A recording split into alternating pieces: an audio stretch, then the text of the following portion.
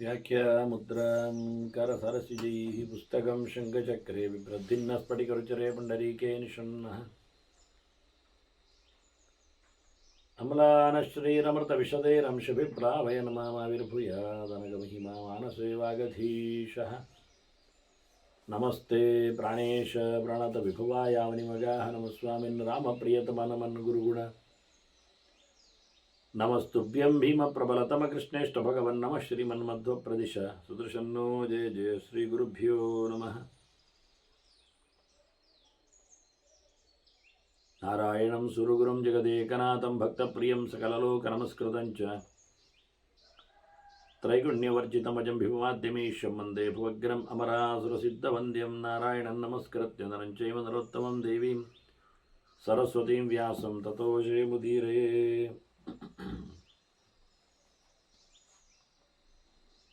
ವೇದವ್ಯಾಸರ ಮಹಾಭಾರತದ ಚಿಂತಕರಿಗೆ ವಂದನೆಗಳು. ಶಾಂತಿ ಪರ್ವದ 502ನೇ ಪ್ರವಚನ.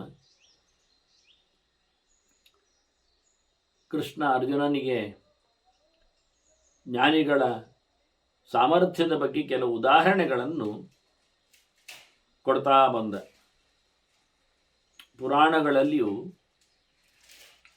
ಇದಕ್ಕೊಂದು ಪ್ರತ್ಯೇಕವಾದ ಚಿಂತನೆ ಇದೆ. ಅದರಲ್ಲಿ ಶ್ರೀಕೃಷ್ಣನೇ ಹೇಳುವಂತೆ ಇದೆ. ಅಂದರೆ ವಿಶೇಷವಾದ ದೇವತೆಗಳ ದರ್ಪಭಂಗ ಹೇಗೆ ಆಗಿದೆ ಅಂತ ಹೇಳುತ್ತ,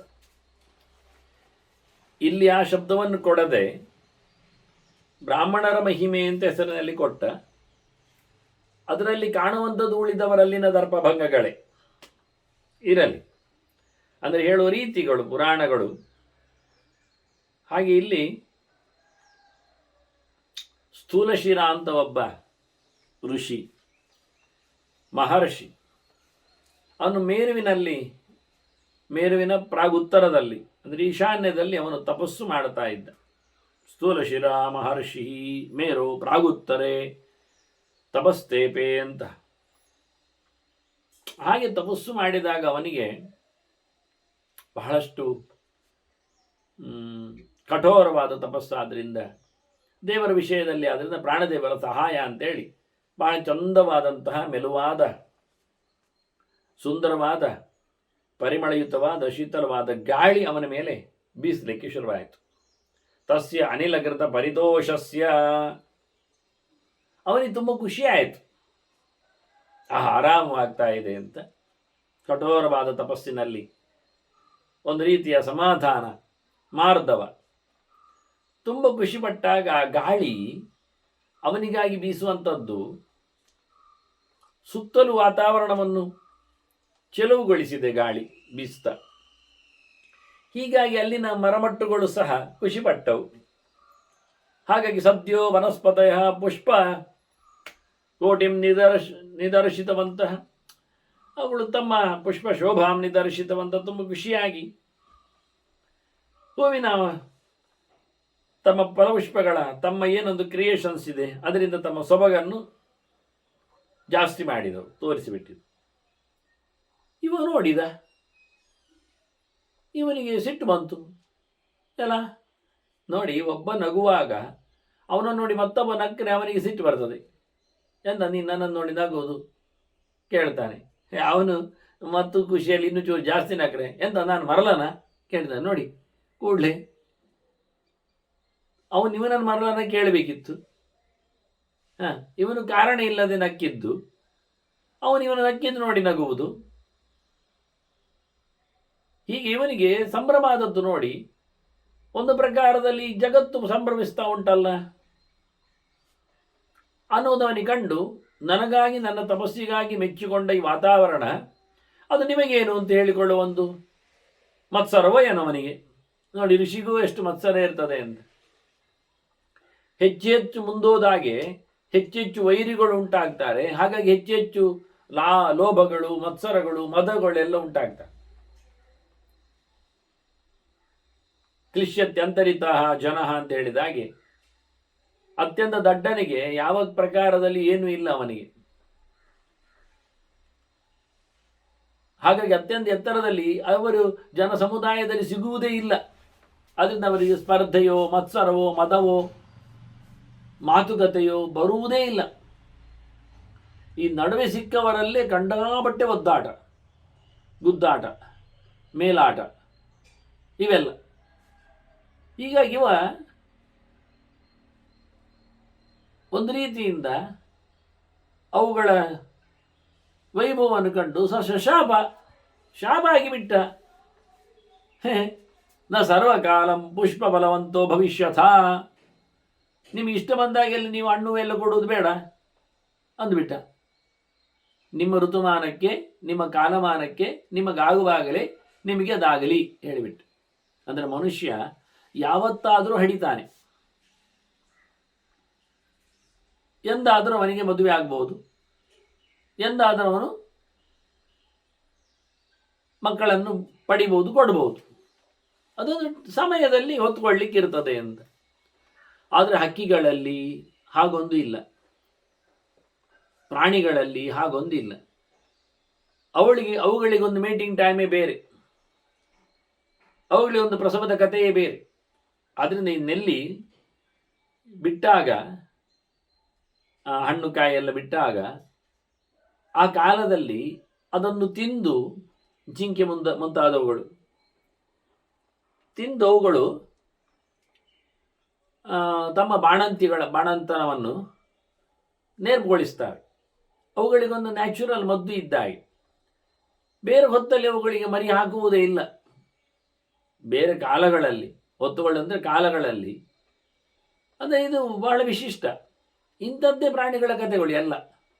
ಸಮುದ್ರದಲ್ಲಿ ಆಮೆಗಳಾಗಲಿ, ಅವುಗಳಿಗೊಂದು ಸಮಯ.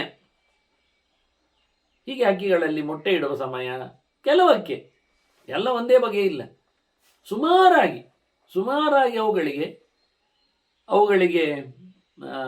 ಬೆದೆಯುವ ಕಾಲ, ಮರಿಯಾಗುವ ಕಾಲ, ಅದಕ್ಕೆ ಬೇಕಾಗಿರತಕ್ಕಂಥ ಹಣ್ಣುಗಳು, ನೀರುಗಳು, ಕುಡಿಲಿಕ್ಕೆ ನೀರು ಬೇಕು ಅವುಗಳಿಗೆ, ಇರಲಿಕ್ಕೆ ಜಾಗಗಳು, ಮಳೆ ಬಂದಾಗ ಅವುಗಳಿಗೆ ಗೂಡು ಬೇಕಾಗ್ತದೆ. ಹೀಗೆ ಬಹಳ ವಿಚಿತ್ರವಾಗಿ ಅವುಗಳು ಮತ್ತು ಉಳಿದ ಸಮಯಗಳಲ್ಲಿ ಗೂಡಿಟ್ಟಾಗಲೇ ಮರಿ ಬರಬೇಕಾಗ್ತದೆ, ಮೊಟ್ಟೆ ಇಡಬೇಕಾಗತ್ತೆ. ಉಳಿದ ಸಮಯಕ್ಕೆಲ್ಲ ಗೂಡು ಬೇಕಾಗಿಲ್ಲ, ಆರಾಮವಾಗಿರ್ಲಿಕ್ಕಾಗತ್ತೆ. ಮಳೆಗೆ ಮಾತ್ರ ರಕ್ಷಣೆಗೆ ಗೂಡು ಬೇಕು, ಚಳಿಗೆ ಮತ್ತೆ ಬಿಸಿಲಿಗಲ್ಲ. ಈ ಗೂಡಿಟ್ಟಾಗಲೇ ಮರಿ ಇಡಲಿಕ್ಕೆ, ಆಗಲೇ ಮನೆ ಮಾಡಲಿಕ್ಕೆ, ಆಗಲೇ ಮನೆಯಲ್ಲಿ ಇರೋದು. ಅವುಗಳಿಗೆ ಚಾತುರ್ಮಾಸ ಇದ್ದಾಗ, ಮಳೆಗಾಲ ಚಾತುರ್ಮಾಸದಲ್ಲಿ ಎಲ್ಲ ಅವುಗಳದ್ದು. ಉಳಿದ ಸಮಯದಲ್ಲಿ ತಿರುಗಾಟ, ತೀರ್ಥಯಾತ್ರೆ. ಆ ದೃಷ್ಟಿಯಿಂದ ಹೀಗೆ ಬಹಳ ಚಂದವಾಗಿ ಮನುಷ್ಯನಿಗೆ ಮಾತ್ರ ಈ ಒಂದು ಕಾಲಭೇದ ಇಲ್ಲದೆ, ಯಾಕೆಂದ್ರೆ ಅವನು ಎಲ್ಲ ಕಾಲವನ್ನು ಎಲ್ಲ ಕಾಲವಾಗಿಸಿಕೊಳ್ಳುತ್ತಾನೆ. ಮಳೆ ಬೇಕಂದಾಗ ಅಂತ ಪರಿಸ್ಥಿತಿಯನ್ನು ಮಾಡಿಕೊಳ್ತಾನೆ, ಚಳಿ ಬೇಕಂದ ಅಂತ ಪರಿಸ್ಥಿತಿ ಮಾಡಿಕೊಳ್ತಾನೆ, ಸಿಕ್ಕಬೇಕು ಬೇಕು ಅನ್ನೋದಿಲ್ಲ, ಅವನು ಬೇಡ ಅನ್ನೋದಷ್ಟೆ. ಮಳೆ ಬೇಡ ಅಂತಾನೆ, ಅದಕ್ಕೆ ಬೇಕಾಗಿರತಕ್ಕ ವ್ಯವಸ್ಥೆ ಮಾಡಿಕೊಳ್ತಾನೆ. ಚಳಿ ಬೇಡ ಅಂತಾನೆ, ಅದಕ್ಕೆ ಬೇಕಾದ ವ್ಯವಸ್ಥೆ ಮಾಡ್ತಾನೆ. ಸೆಕೆ ಬೇಡ ಅಂತಾನೆ. ಯಾವುದನ್ನು ಶ್ರುತಿ ಬೇಡ ಹೇಳಬಾರ್ದು ಹೇಳ್ತದೆ ಅದನ್ನು ಇವನು ಬೇಡ ಅಂತಾನೆ. ತಪನ್ ತನ್ನನಿಂದ್ಯಾತ್ ವರ್ಷನ್ ತನ್ನನಿಂದ್ಯಾತ್ ಹೇಳಿದರೆ, ಸೆಕೆ ಅಂತ ಬೊಬ್ಬೆ ಹೊಡಿಬೇಡ, ಬೈಬೇಡ, ವಾತಾವರಣಕ್ಕೆ ನೆಲ ಬಿಸಿ ಆಗದೆ ಮುಂದೆ ನೀರು ಬಿದ್ದಾಗ ಒಳ್ಳೆ ರೀತಿಯಿಂದ ಫಲವತ್ತತೆ ಬರುವುದಿಲ್ಲ ಮಣ್ಣಿನಲ್ಲಿ, ಸುಡು ಮಣ್ಣು ಆಗಬೇಕಾಗ್ತದೆ ನ್ಯಾಚುರಲಿ. ಇವನ್ನೆಲ್ಲವನ್ನ ಹತ್ರ ಯಾರು ಕೇಳುತ್ತಾರೆ? ಆದ್ದರಿಂದ ಮನುಷ್ಯ ಅಪದೇಭ್ಯ ಶಾಂತಿ, ದ್ವಿಪದೇಭ್ಯ ಶಾಂತಿ, ಬಹುಪದೇಭ್ಯ ಶಾಂತಿ ಎಲ್ಲ ಹೇಳಿಕೊಂಡವನೇ ಅಲ್ಲ ಅವನು. ಕಾಲಿಲ್ಲದವುಗಳಿಗೆ, ಹೆಚ್ಚು ಕಾಲಿನವುಗಳಿಗೆಲ್ಲ ಒಳ್ಳೆಯದಾಗಲಿ ಹೇಳುವುದೇ ಇಲ್ಲ. ಅವನಿಗೆ 2 ಕಾಲಾದರೂ 2 ಕಾಲಿನವರು ಒಳ್ಳೆಯದಾಗಲಿ ಹೇಳಲಿಕ್ಕೆ ಅವನಲ್ಲಿ ಬೂಟು ಬಿಡುವುದಿಲ್ಲ. ಯಾಕೆ ಉಳಿದವರು 2 ಕಾಲಿನವರು ಒಳ್ಳೆಯವರಾದರೆ ಹೇಗಾಗ್ತದೆ ಅಂತ. ಈ ನೆಲೆಯಲ್ಲಿ ನೋಡಿಕೊಂಡಾಗ ಹಿಂದೆ ಮರಮಟ್ಟುಗಳು ಸಹ ಕಾಲಾತೀತವಾಗಿ ಹಣ್ಣು ಹಂಪಲುಗಳನ್ನು, ಹೂಗಳನ್ನೆಲ್ಲ ಕೊಡ್ತಿದ್ದವು ಅಂತ ಅರ್ಥ. ಅಂದರೆ ನಾವು ಕೆಲವೊಮ್ಮೆ ಹೇಳ್ತೇ ಅಲ್ಲವೆಲ್ಲ ಥ್ರೂಔಟ್ ಇಯರ್ ಅಂತ ಹೇಳಿಕೊಂಡು ಯಾವಾಗಲೂ ಕೊಡುವಂಥವುಗಳು ಅಂತ ಈಗ ಮಾಡ್ತಾ ಇದ್ದಾರೆ ಅದನ್ನು. ವಾಸ್ತವವಾಗಿ ಹಿಂದೆ ಸೀಸನಲ್ ಅಂತಲೇ ಹೆಸರು, ಸೀಸನಲ್ ಫ್ರೂಟ್ಸು, ಸೀಸನಲ್ ಫ್ಲವರ್ಸು ಅಂತ. ಯಾವಾಗಲೂ ಹಣ್ಣು ಆಗುವುದಿಲ್ಲ, ಯಾವಾಗಲೂ ಹೂ ಆಗುವುದಿಲ್ಲ. ಇವತ್ತು ಸಹಜವಾಗಿರತಕ್ಕಂಥ ಮಾವು ಅದು ಯಾವತ್ತು ಅಂದರೆ ವಸಂತದಲ್ಲಿ ಅದರದ್ದು ಚಿಗುರು ಬಿದ್ದು ಹೂ ಬಿದ್ದು ಹಣ್ಣಾಗಲಿ ಶುರು. ಮಳೆಗೆ ಬಂದಾಗೆಲ್ಲ ಬೇಕಾದಷ್ಟು ಸಿಗ್ತದೆ ಅದರದ ಹಣ್ಣುಗಳು ಎಲ್ಲ. ಮಾವು, ಹಲಸು ಎಲ್ಲ ಹಾಗೆ, ಹೆಬ್ಬಲಸು ಎಲ್ಲ ಹೀಗೆ. ಈಗ ಅದನ್ನು ನಾವು ಕತ್ತರಿಸಿ ಬಿತ್ತರಿಸಿ ಎಲ್ಲ ಯಾವಾಗಲೂ ಸಿಗುವಂತೆಲ್ಲ ಮಾಡ್ತಾ ಇದ್ದೇವೆ. ವೈದ್ಯರು ಹೇಳ್ತಾ ಇದ್ರು, ಆಯಾ ಕಾಲದಲ್ಲಿ ಸಿಗುವ ಹಣ್ಣು ಹಂಪಲುಗಳನ್ನು, ಧಾನ್ಯ ಇತ್ಯಾದಿಗಳನ್ನು ತೆಗಿಲಿಕ್ಕೆ ಬರ್ತದೆ ಅಂತ, ತೆಗಿಬೇಕು ಅಂತ. ಅದು ಒಳ್ಳೆ ಆರೋಗ್ಯಕ್ಕೆ ಅಂತ. ಋತುಮಾನವೇ ನಮಗೆ ಪ್ರಕೃತಿಯೇ ನಮಗೆ ಕೊಟ್ಟಿರತಕ್ಕಂತಹ ಒಂದು ಗಿಫ್ಟ್, ಔಷಧ ಅಂತ. ಆದರೆ ಈಗ ಏನಾಗಿದೆ, ನಾವು ಅದನ್ನು ಹಾಳು ಮಾಡಿಕೊಂಡು ಯಾವ ಕಾಲದಲ್ಲಿ ಎಲ್ಲವೂ ಸಿಗುವಂತೆ ಮಾಡಿ, ಹಾಗಾಗಿ ನಮಗೆ ಯಾವಾಗ ಅದನ್ನು ತಿನ್ನಬೇಕು, ಎಂಥ ಋತುಮಾನದಲ್ಲಿ ಅದು ಯೋಗ್ಯ ಎನ್ನುವುದು ಅರ್ಥ ಆಗ್ತಾ ಇಲ್ಲ. ಹಾಗಾಗಿ ಇವ ಋಷಿ, ಸ್ಥೂಲ ಋಷಿಯಿಂದಾಗಿ ಮರಮಟ್ಟುಗಳಲ್ಲಿ ಪುಷ್ಪ ಕಾಯಿಗಳಿಗೆಲ್ಲ ಒಂದು ರಿಸ್ಟ್ರಿಕ್ಷನ್, ನಿರ್ಬಂಧತೆ ಬಂತು.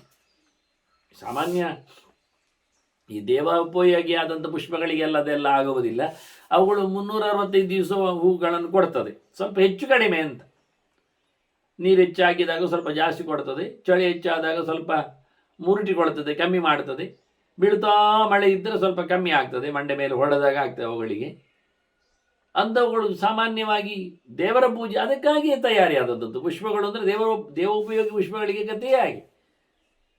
ಆದರೆ ದವಸ ಧಾನ್ಯಗಳು ಇವುಗಳಿಗೆಲ್ಲ ಹಾಗೆಲ್ಲ ಇಲ್ಲ. ಅದಕ್ಕೊಂದು ಇಳುವರಿ ಪಡೆಯುವಂಥ ಸಮಯ, ಮತ್ತೆ ಕೊಯ್ಲಿಗೆ ಬಂದಾಗ ಎಲ್ಲ ದಿನಮಾನ ಇದೆ. ಹಿಂದೆಲ್ಲ ಅಷ್ಟಮಿ ಸಮಯದಲ್ಲಿ ತೆಂಗಿನ ಮರ ನಡುವುದು ಅಂತ, ಕೃಷ್ಣಾಷ್ಟಮಿ ಸಂದರ್ಭದಲ್ಲಿ ತೆಂಗಿನ ಮರ ನೆಡುವ ಸಮಯ. ಆಗ ನೆಟ್ಟಾಗ ಅದು ಮಳೆ ಅರ್ಧ ಆಗಿರುತ್ತದೆ, ಮತ್ತೆ ಬಂದ ಮಳೆ ಅದಕ್ಕೆ ಬೇಕಾಗ್ತದೆ, ಮತ್ತೆ ಅದು ಬೆಳೆದು ಗಟ್ಟಿ ಆಗ್ತದೆ ಅಂತ ಕ್ರಮ. ಈಗ ಯಾವಾಗಲೂ ನರ್ಸರಿ, ಯಾವಾಗಲೂ ನಡುವುದು. ಅದಕ್ಕೇನು ಯಾವಾಗ ಮನೆ ಕಟ್ತೀರೋ, ಯಾವಾಗ ನೆಲ ತೋಡ್ತೀರೋ, ಯಾವಾಗ ಹೊಂಡ ಮಾಡ್ತೀರೋ ಈಗ. ಅದರಿಂದ ಅದು ಹೇಳಿಕೊಟ್ಟ ಹಾಗೆ ಇಲ್ಲ ವಾಸ್ತವವಾಗಿ. ಆದರೆ ಋಷಿಯ ಒಂದು ಶಾಪದಿಂದಾಗಿ ಇವುಗಳು ಮರಮಾಟುಗಳಿಗೆಲ್ಲ ಒಂದು ರೀತಿಯಿಂದ ಕಾಲಮಾನದ ಕತೆ ಬಿದ್ದೋಯಿತು ಅಂತ ಅರ್ಥ ಆಗ್ತದೆ ಒಂದು ದೃಷ್ಟಿಯಿಂದ ನೋಡಿಕೊಂಡಾಗ. ಮತ್ತೇನೊಂದು ಬಗೆ ಹೇಳುತ್ತಾನೆ ಕೃಷ್ಣ. ಭಗವಂತ ನಾರಾಯಣ ಅವನೊಮ್ಮೆ ಒಂದು ಋಷಿಯಾಗಿ ಬಂದ.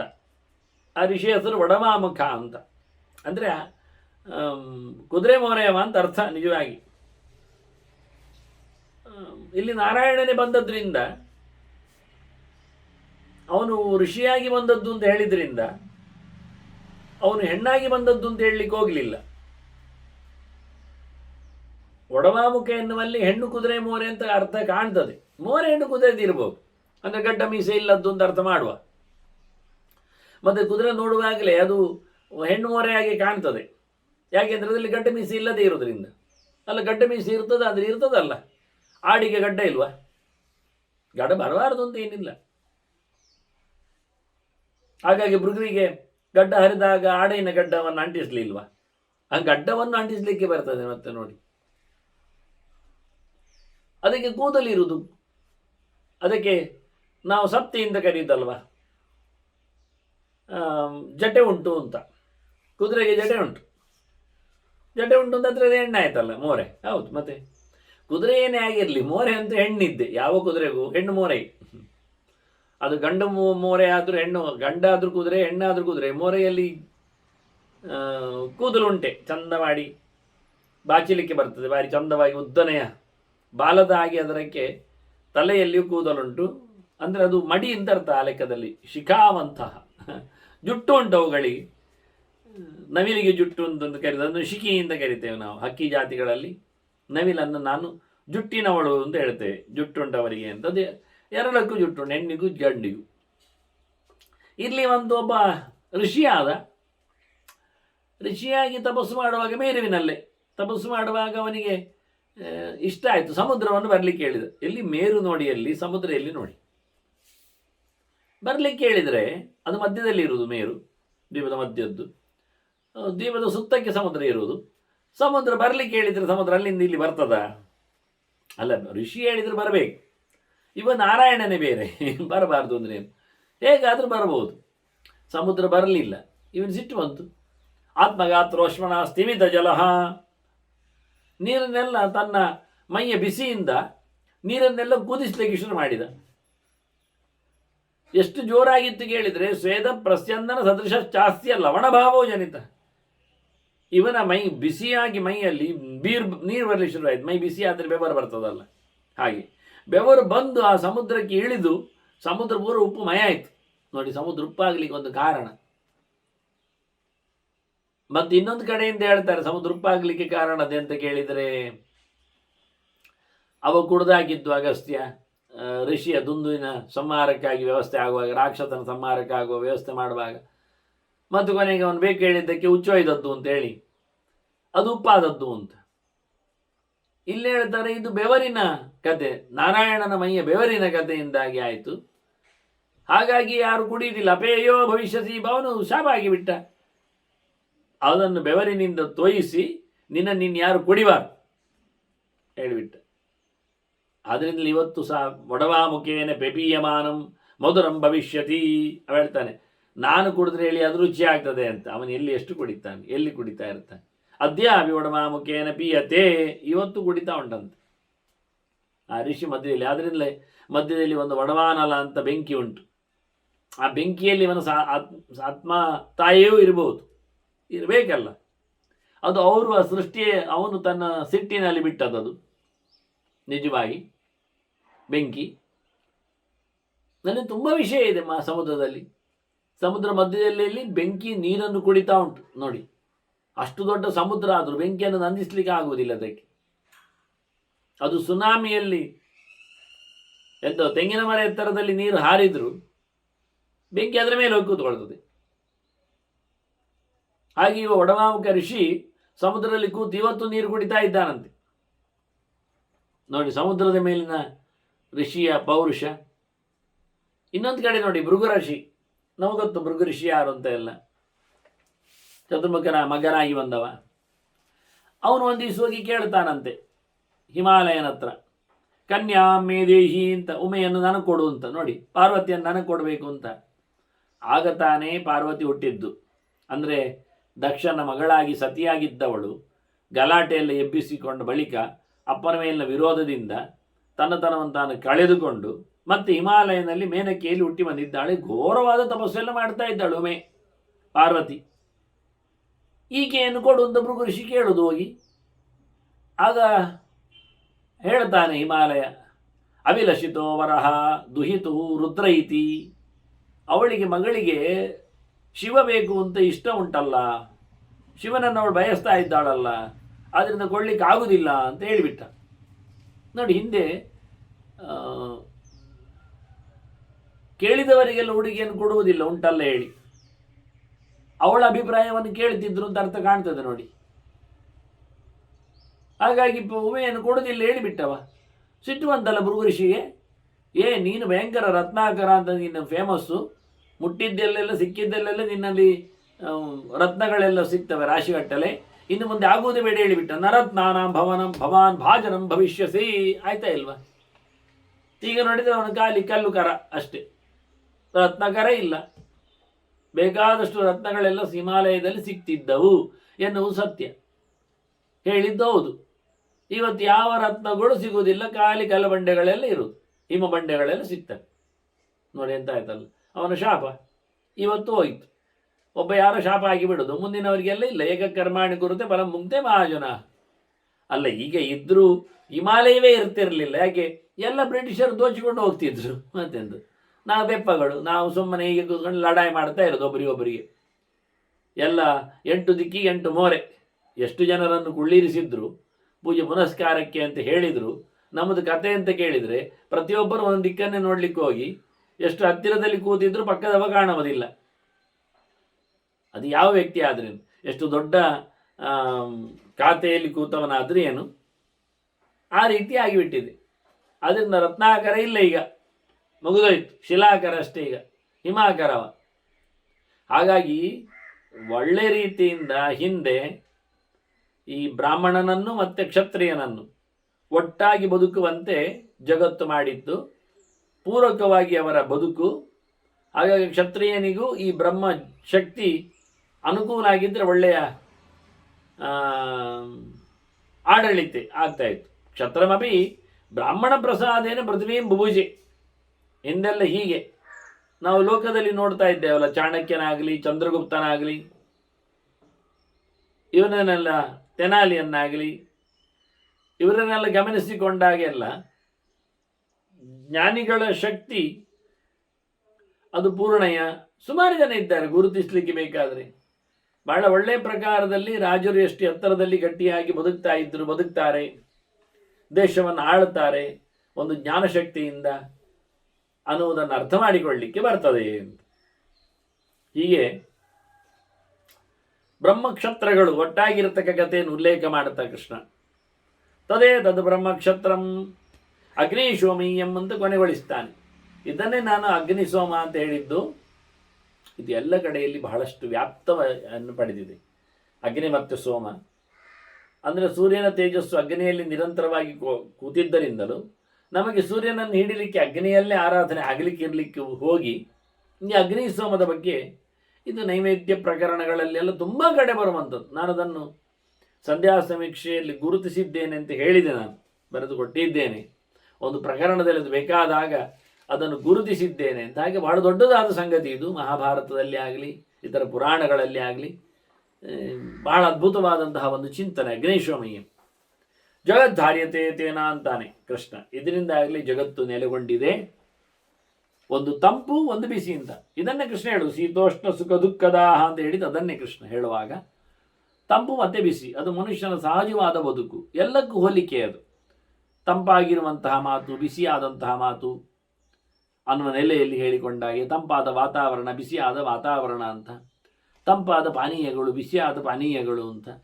ತಂಪಿನ ಕಾಲ, ಬಿಸಿಯ ಕಾಲ ಅಂತ ಎರಡೇ ಇರೋದು. ಮಳೆ ಬಂದರೂ ಚಳಿ ಆದರೂ ತಂಪಿನ ಕಾಲ ಅದು. ಹಾಗೆ ಇದೆರಡನ್ನು ಗಮನಿಸುವ ಒಂದು ಬಗೆ ರಾತ್ರಿ ಹಗಲು ಅನ್ನುವ ಹಾಗೆ. ಹಗಲು ಬಿಸಿ, ರಾತ್ರಿ ತಂಪು, ಇವನ್ನೆಲ್ಲ ಬಹಳ ಸುಂದರವಾಗಿ ಜಗತ್ತಿನ ಚಿಂತನೆಯನ್ನು ಕೊಟ್ಟ. ಮತ್ತು ಕೃಷ್ಣ ಮುಂದುವರಿಸಿದ ತಾನು ಹೇಳಬೇಕಾದ್ದು ನಾಮಚಿಂತನೆ ಅರ್ಜುನ ಕೇಳಿಕೊಂಡದ್ದು ಅಂತ. ಹಾಗೆ ಬಹಳ ಸುಂದರವಾಗಿ ಈಗೆಲ್ಲ ಅಗ್ನಿ ಸೋಮದ ಕಥೆ ಬಂದದ್ರಿಂದ ಅದಕ್ಕೆ ಸಂಬಂಧಪಟ್ಟಂತೆ ಋಷಿಕೇಶ ಶಬ್ದದ ಅರ್ಥವನ್ನು ಕೊಡ್ತಾನೆ. ಕೇಶಗಳು ಅಂದರೆ ಕಿರಣಗಳು. ಸೂರ್ಯ ಚಂದ್ರಮಸೌ ಶಶ್ವತ್ ಕೇಶೈರ್ಮೆ ಅಂಶು ಸಂಹಿತೈ. ಸೂರ್ಯರಿಗೆ ಚಂದ್ರರಿಗೆ ಎಲ್ಲ ನಾನೇ ಬೆಳಕು ಕೊಟ್ಟವ. ಯದಾದಿತ್ಯಗದಂತೆ ಜಗದ್ಭಾಸೆಯತೆ ಕಿಲಮೆಚ್ಚಂದ್ರಮಸೆಚ್ಚ ತತ್ತೇಜೋ ವಿದ್ಧಿಮಾಮಕಂ ಎಂದು ಹೇಳಿ ಆಗಿದೆ ಅವನು. ಹಾಗಾಗಿ ಅವರಿಗೆ ಅದರಿಂದ ಏನಾಗ್ತದೆ, ಅವರು ಬೋಧಯನ್ ತಾಪಯಂಶ್ಚೈವ ಜಗದುತ್ತಿಷ್ಠತೆ ಪೃಥಕ್. ಸೂರ್ಯ ಬಂದಾಗ ಜಗತ್ತು ಎಚ್ಚರಗೊಳ್ಳುತ್ತದೆ. ಸೂರ್ಯನ ತಾಪದಿಂದಾಗಿ ಜಗತ್ತಿಗೆ ಮೂಮೆಂಟ್ಸ್ ಸಿಗ್ತದೆ. ಇಲ್ಲಾದರೆ ಎಲ್ಲ ಮಲಗಿ ಬಿಡುತ್ತಾರೆ. ಬಿಸಿ ಮುಟ್ಟಿಸಿದರೆ ಕೆಲಸ ಆಗ್ತದೆ, ಇಲ್ಲಾದರೆ ಆಗಿ ಉಳಿತದೆ. ಹಾಗೆ ಸಂತೋಷಕರವಾದಂತಹ ರಾತ್ರಿಯನ್ನು ಕೊಡ್ತದೆ ಚಂದ್ರ ಬಂದು. ಒಳ್ಳೆ ನಿದ್ದೆಯನ್ನು ಭರಿಸ್ತದೆ. ಬಹಳ ಒಳ್ಳೆಯದು. ನನಗೆ ಈ ಕೃಷ್ಣನ ಮಾತುಗಳಿಗೆಲ್ಲ ಒಂದು ವಿಚಿತ್ರವಾದ ಸೈಂಟಿಫಿಕ್ ವ್ಯೂಸ್ ಹೇಳ್ತಾರಲ್ಲ ಹಾಗೆ. ಮತ್ತ ಸ್ಮೃತಿ ಜ್ಞಾನಮಪೋಹನಂಚ ಅಂದ ಕೃಷ್ಣ. ನನ್ನಿಂದಲೇ ಜನರಿಗೆ ಜ್ಞಾನ ಬರುವುದು, ನನ್ನಿಂದಲೇ ಮರೆತು ಹೋಗುವುದು ಅಂತಾನೆ. ಅಲ್ಲ, ಜ್ಞಾನ ಬರುವುದು ಒಂದು ಲಾಭವೇ, ಒಂದು ಭಾಗ್ಯವೇ. ಮರೆತು ಹೋಗುವುದು ಒಂದು ಖುಷಿಯೇ. ಯಾಕೆ ಅಂದರೆ ಏನಾದರೂ ಎಲ್ಲಾದರೂ ನೆನಪಾಗ್ತಾ ಇದ್ದರೆ ಸಂಕಟ ಆಗ್ತದೆ ಕೆಲವೊಮ್ಮೆ. ಹಾಗಾಗಿ ದೇವರು ಮರೆವನ್ನು ಕೊಡ್ತಾನೆ. ಕೆಲವು ಕಷ್ಟಗಳ, ಸರಮಾಲೆಗಳ, ಬದುಕುಗಳ ತೊಂದರೆಗಳ ಇವನ್ನೆಲ್ಲ ದಾಟಿ ಬಂದವನಿಗೆ ಅದರ ನೆನಪಾಗ್ತಾ ಇದ್ರೆ ಭಾರಿ ಕಷ್ಟ. ಇದು ವಿಚಿತ್ರ ಆಗಿಬಿಟ್ಟಿದೆ. ಕೆಲವೊಮ್ಮೆ ಸಾಲ ಕೊಟ್ಟವನಿಗೆ ಮರೆತು ಹೋಗ್ತದೆ, ಸರಿ. ಪಡೆದವನಿಗೆ ನೆನಪಿರ್ತದೆ, ಸರಿ. ಆದರೆ ಏನಾಗಿದೆ ಇಲ್ಲಿಂದ ಹೆಚ್ಚು ಕಡಿಮೆ ಕೊಟ್ಟವನಿಗೆ ನೆನಪುಂಟು, ಪಡೆದವನಿಗೆ ಮರೆತು ಹೋಗಿದೆ. ಹೀಗೆ ಅಂತ ಮಾಡುವ? ಹೌದಾ? ಇಲ್ಲೇ ಇಲ್ಲಲ್ಲ, ನನಗೆ ಗೊತ್ತೇ ಇಲ್ಲಲ್ಲ ಹೇಳ್ತಾನೆ. ನಾನು ಯಾರೋ ನೀನು ಯಾರೋ ಇಲ್ಲಿವರೆಗೆ ಹೋಗ್ತಾನೆ ನೋಡಿ. ಕೊಟ್ಟವನಿಗೆ ಸರಿ ನೆನಪುಂಟು. ಮತ್ತ ಸ್ಮೃತಿ ಜ್ಞಾನಂ ಅಪೋಹನಂಚ. ಇವನ ಪ್ರಕಾರದಲ್ಲಿ ನೆನಪುಂಟು, ಇವನಿಗೆ ಮರೆತು ಹೋಗಿದೆ. ಅದನ್ನ ಮರೆವು ನೆನಪುಂಟಲ್ಲ. ಇದಕ್ಕೆ ಅರ್ಥ ನಾನು ಹೇಳೋದು ಬೇರೆ ಅರ್ಥ. ನೆನಪು ಮತ್ತೆ ಇದೇ ಅಗ್ನಿಸೋಮ ಇದ್ದಾಗೆ ಒಂದು ದೃಷ್ಟಿಯಿಂದ. ಹಗಲು ರಾತ್ರಿ ಇದ್ದಾಗೆ. ಎಚ್ಚರ ಅಂದರೆ ಹಗಲು, ಮರೆವು ಅಂದರೆ ರಾತ್ರಿ ಅಲ್ವಾ? ಎಚ್ಚರದಲ್ಲಿ ಎಲ್ಲ ನೆನಪಾಗ್ತದೆ, ನಿದ್ದೆಯಲ್ಲಿ ಎಲ್ಲ ಮರೆತು ಹೋಗ್ತದೆ. ನಿದ್ದೆಯ ಒಳ್ಳೆ ಗುಣ ಅಂದರೆ ಅದು. ಎಲ್ಲ ಮರೆಯುವುದೇ ನಿದ್ದೆಯ ದೊಡ್ಡ ಗುಣ. ನಿದ್ದೆ ಬಂದರೆ ಎಲ್ಲ ಮರೆವು, ನಿದ್ರೆ ಬರದಿದ್ದರೆ ಎಲ್ಲ ನೆನಪು. ಇಷ್ಟೆ. ನಿದ್ದೆಯಲ್ಲಿ ಕಾಟ ಅಷ್ಟೇ. ಮಲಗಿರ್ತಾನೆ ಪುಣ್ಯಾತ್ಮ, ನಿದ್ದೆ ಬರಲಿಲ್ಲ ಆದರೆ ಎಲ್ಲ ನೆನಪಾಗ್ತಾ ಇರ್ತದೆ. ನಿದ್ದೆ ಬಂದುಬಿಟ್ರೆ ಎಲ್ಲ ಮರೆತು ಹೋಗ್ತಾ ಇರ್ತದೆ. ಕೊನೆಗೆ ತನ್ನನ್ನೇ ತಾನು ಸರ್ವಸ್ವವಾಗಿ ಮರೆತುಕೊಳ್ತಾನೆ. ಎಲ್ಲಿದ್ದೇನೆ ಎನ್ನುವುದು ಗೊತ್ತಿಲ್ಲ, ಇದ್ದೇನೆ ಎನ್ನುವುದೂ ಇಲ್ಲ, ಯಾರೆನ್ನುವುದೂ ಇಲ್ಲ, ಹೇಗೆ ಎನ್ನುವುದೂ ಇಲ್ಲ. ಅತ್ಯಂತ ಶೂನ್ಯದ ಆಪಾದನೆ ಆಗುವುದು ನಿದ್ದೆ. ಅದು ಗಾಢ ನಿದ್ದೆಯಲ್ಲಿದ್ದಾಗ ಯಾರದು ಹೊತ್ಕೊಂಡ್ರು ಹೋಗು ಗೊತ್ತಾಗುವುದಿಲ್ಲ, ಎಳ್ಕೊಂಡ್ರು ಗೊತ್ತಾಗುವುದಿಲ್ಲ. ಇನ್ನಷ್ಟು ನಿದ್ದೆಯ ಒಳಗೋಗುವುದು ಅಂದರೆ ಭಾರಿ ಖುಷಿ ಇರುತ್ತದೆ, ಅದು ಭಾರಿ ಜೋರಿ ಇರಬೇಕು. ಅಂದರೆ ಅವನನ್ನು ಗೆದ್ದಲು ತಿಂದಾಕಿದ್ರು, ಹೆಗ್ಗಣ ಮುಗಿಸಿಬಿಟ್ರು, ಅಥವಾ ಹೆಬ್ಬಾವು ನುಂಗಿದ್ರು, ಅವನು ಮತ್ತೊಂದು ನಿದ್ದೆ ಹೊಡಿತಾ ಇರಬೇಕು. ಕೆಲವು ಕಪ್ಪೆಗಳನ್ನೆಲ್ಲ ನುಂಗಿ ಹಾಕ್ತಾವೆ ಪ್ರಾಣಿಗಳು, ಆಗ ಒಳಗಿಂದ ಅದು ಕೊಟ್ರೆ ಹೇಳ್ತಾ ಇರ್ತದೆ ಕಪ್ಪೆ. ಅದು ನುಂಗಿದ್ರಿಂದ ಜೀವಂತ ಉಂಟದು, ಇನ್ನು ಅದಕ್ಕೆ ಅದಕ್ಕೆ ಪಕ್ಕ ಉಸಿರು ಕಟ್ಟುವುದಿಲ್ಲ ಕಪ್ಪೆಗೆ. ಹೊಟ್ಟೆ ಹೋದಂತೂ ಸುಮಾರು ಹೊತ್ತು ಮಾತಾಡ್ತಾ ಇರ್ತದೆ, ಶಬ್ದ ಮಾಡ್ತಾ ಇರ್ತದೆ. ಅದೇ ಪ್ರಕಾರ ಆಯಿತು ಮನುಷ್ಯನದ್ದು. ಅದಾದರೆ ಗಾಢ ನಿದ್ದೆ ಎನ್ನುವುದು ಗ್ಯಾರಂಟಿ. ಹೊತ್ಕೊಂಡು ಹೋದ್ರೆ ಮಾತ್ರ ಅಲ್ಲ, ಏನು ಮಾಡಿದ್ರೂ ಗೊತ್ತಾಗದಾಗಿ. ನನಗೆ ಎಷ್ಟು ದೊಡ್ಡ ವಿಚಿತ್ರವಾದಂತಹ ಮತ್ತಸ್ಮೃತಿ ಜ್ಞಾನ ಅಪೋಹನಂಚ ಎನ್ನುವುದು ಬಹಳ ಒಳ್ಳೆಯ ಒಂದು ವಿಷಯ. ಅದು ದೇವರು ಹೇಳಿದ್ದು ಸರಿಯೇ, ನಿದ್ದೆ ಬರಿಸುವವನು ನಾನೇ, ಎಚ್ಚರಗೊಳಿಸುವುದು ನಾನೇ ಅಂತ. ಅತ ಪ್ರಬೋಧೋಸ್ಮಾತ್ ಸಂಧ್ಯೆ ಸೃಷ್ಟಿರಾಹಿ ಎಲ್ಲ ಹೇಳಿದ ಹಾಗೆ ಎಲ್ಲ ಅವಸ್ಥೆಗಳು ಭಗವಂತನ ಕೈಯಲ್ಲೇ ಇರುವಂಥದ್ದು, ಇಲ್ಲೇನಲ್ಲ. ಹಾಗಾಗಿ ಲೋಕದಲ್ಲಿ ಹಗಲು ರಾತ್ರಿ ಕೊಡುವವರು ಇವರಿಬ್ಬರೇ, ದಿವಾಕರ ನಿಶಾಕರವು ಹೇಳಿದ ಹಾಗೆ. ಇವ ಹಗಲು ಮಾಡ್ತಾನೆ, ಅವನ ರಾತ್ರಿ ಮಾಡ್ತಾನೆ. ಆದರೆ ಅವರು ಅದಕ್ಕೆ ಬೇಕಾಗಿರತಕ್ಕಂಥ ಕೊಟ್ಟಿರತಕ್ಕಂಥ ಕಿರಣಗಳೆಲ್ಲ ಅದು ನನ್ನದೇ. ತಮೇವ ಭಾಂತವನ ಭಾತಿ ಸರ್ವಂ. ದೇವರ ಬೆಳಕನ್ನೇ ಹೊತ್ತುಕೊಂಡು ಎಲ್ಲೋ ಬೆಳಗುವಂಥದ್ದಲ್ವಾ. ಆದ್ರಿಂದ ಜಗತ್ತಿಗೆ ಖುಷಿ ಆಗ್ತದ ಇಲ್ವಾ? ನಿದ್ದೆಯೂ ಒಂದು ಖುಷಿ, ಎಚ್ಚರೂ ಒಂದು ಖುಷಿ. ಜಗತ್ತಿಗೆ ಎರಡೂ ಖುಷಿಯಾದಂಥ ಅವಸ್ಥೆಗಳೇ. ಬೇಕಾದಾಗ ಒಳ್ಳೆ ನಿದ್ದೆ ಬಂದದ್ದು ಖುಷಿ ಆಗ್ತದೆ, ಅದಕ್ಕೆ ಬೇಕಾದಾಗ ಪೂರ ಎಚ್ಚರ ಆದದ್ದು ತುಂಬ ಖುಷಿಯಾಗಿರ್ತದೆ. ಆದ್ದರಿಂದ ಈ ಜಗತ್ತನ್ನು ನನ್ನ ಕಿರಣಗಳಿಂದಾಗಿ ನಾನು ಖುಷಿಪಡಿಸ್ತೇನಲ್ವಾ, ಆದ್ದರಿಂದ ನನಗೆ ಋಷಿಕೇಶ ಅಂತ ಹೆಸರು ಅಂತ. ಇಡೀ ಜಗತ್ತಿಗೆ ನನ್ನದೇ ಆದ ಕಿರಣಗಳಿಂದಾಗಿ ಋಷಿಕೇಶೋ ಹಮೀಶಾನಃ ವರದಃ ಲೋಕಭಾವನಃ, ಲೋಕವನ್ನು ಎಚ್ಚರಗೊಳಿಸುವುದು, ಮಲಗಿಸುವುದು, ಲೋಕಕ್ಕೆ ಬೇಕಾದ ಭಾವನೆಗಳನ್ನು ಕೊಡುವುದು. ಹಗಲಿನಲ್ಲಿ ಅದರ ಒಂದು ವಿಶಿಷ್ಟ ಥಾಟ್ ವ್ಯವಸ್ಥೆಗಳು, ರಾತ್ರಿ ಬಂದಾಗ ಅದಕ್ಕೆ ವಿಚಿತ್ರವಾಗಿರತಕ್ಕಂತಹ ಕನಸುಗಳು. ಇದು ಎರಡು ಬಗೆ. ಹೋಗುವಾಗ ಹೇಗಿರ್ತಾರೆ ನೋಡಿ, ಎಲ್ಲ ಬೆಳಿಗ್ಗೆ ಆದಾಗ ಏನು ಲವಲವಿಕೆ, ಏನು ಅರಳುವಿಕೆ, ಏನು ಕಂಪು, ಏನು ಉಲ್ಲಾಸ, ಏನು ಸ್ಪೀಡ್, ವೇಗ ಎಲ್ಲ ಇರ್ತದೆ. ಅದೇ ಸಂಜೆಗೆ ಮರಳಿದಾಗ ಅದುವೇ ವಾಹನ, ಅದುವೇ ದಾರಿ, ಅದುವೇ ವೇಷ, ಅದುವೇ ವ್ಯಕ್ತಿ. ಆದರೆ ಮೋರೆ ಪೂರ ಬಾಡಿರ್ತದೆ, ಅರಳಿಲ್ಲ, ಉತ್ಸಾಹ ತಗ್ಗಿರ್ತದೆ, ವೇಗ ಇಲ್ಲ, ಯಾವುದೇ ಎಲ್ಲ ಕಳ್ಕೊಂಡಾಗೆ. ನಿಜವಾಗಿ ಹೊತ್ಕೊಂಡು ಬಂದದ್ದು ದುಡಿಮೆಗೆ ಹೋಗಿ ಒಂದು ದಿನ ದುಡಿದು ಅಕೌಂಟಿಗೆ ದುಡ್ಡು ಬೀಳ್ತದೆ, ಆವತ್ತಿನದ್ದು ಲೆಕ್ಕಾಚಾರಕ್ಕೆ ಸಿಗ್ತದೆ. ಆದರೆ ಇವ ಕಳೆದೋಗಿದ್ದಾನೆ, ಇವನಿಗೆ ಪ್ಲಸ್ ಆಗಿದೆ, ದುಡ್ಡು ಸಿಕ್ಕಿದೆ, ಆದರೆ ಇವನ ದೌಲತ್ತು ಜಾರಿದೆ. ಇವ ಒಂದು ದಿನ ಮೃತ್ಯುವಿನ ಹತ್ತಿರಕ್ಕೆ ಬಂದಿದ್ದಾನೆ.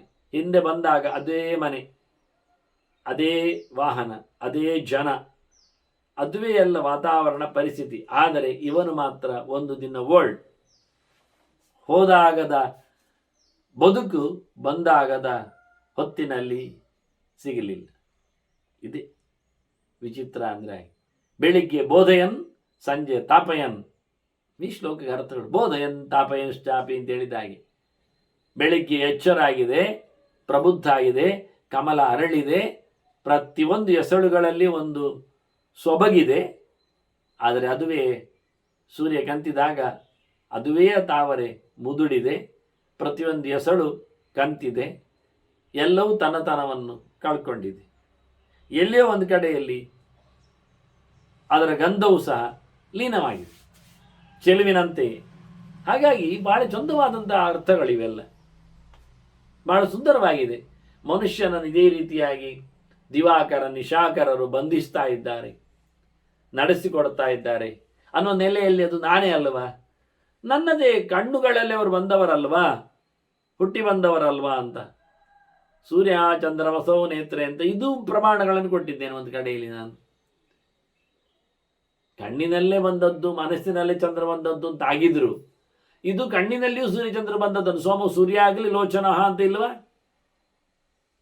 ಮೂರು ಕಣ್ಣಾದಾಗ ಅದು ಎಲ್ಲವನ್ನು ಗಮನಿಸಲಿಕ್ಕೆ ಬಹಳ ಚಂದವಾಗಿ ಕೃಷ್ಣ ಉತ್ತರ ಕೊಟ್ಟ. ಇಡೋಬಹುತಂ ಗೇಹೇಶು ಹರೇ ಭಾಗಂ ಕ್ರತುಶ್ವಹಂ.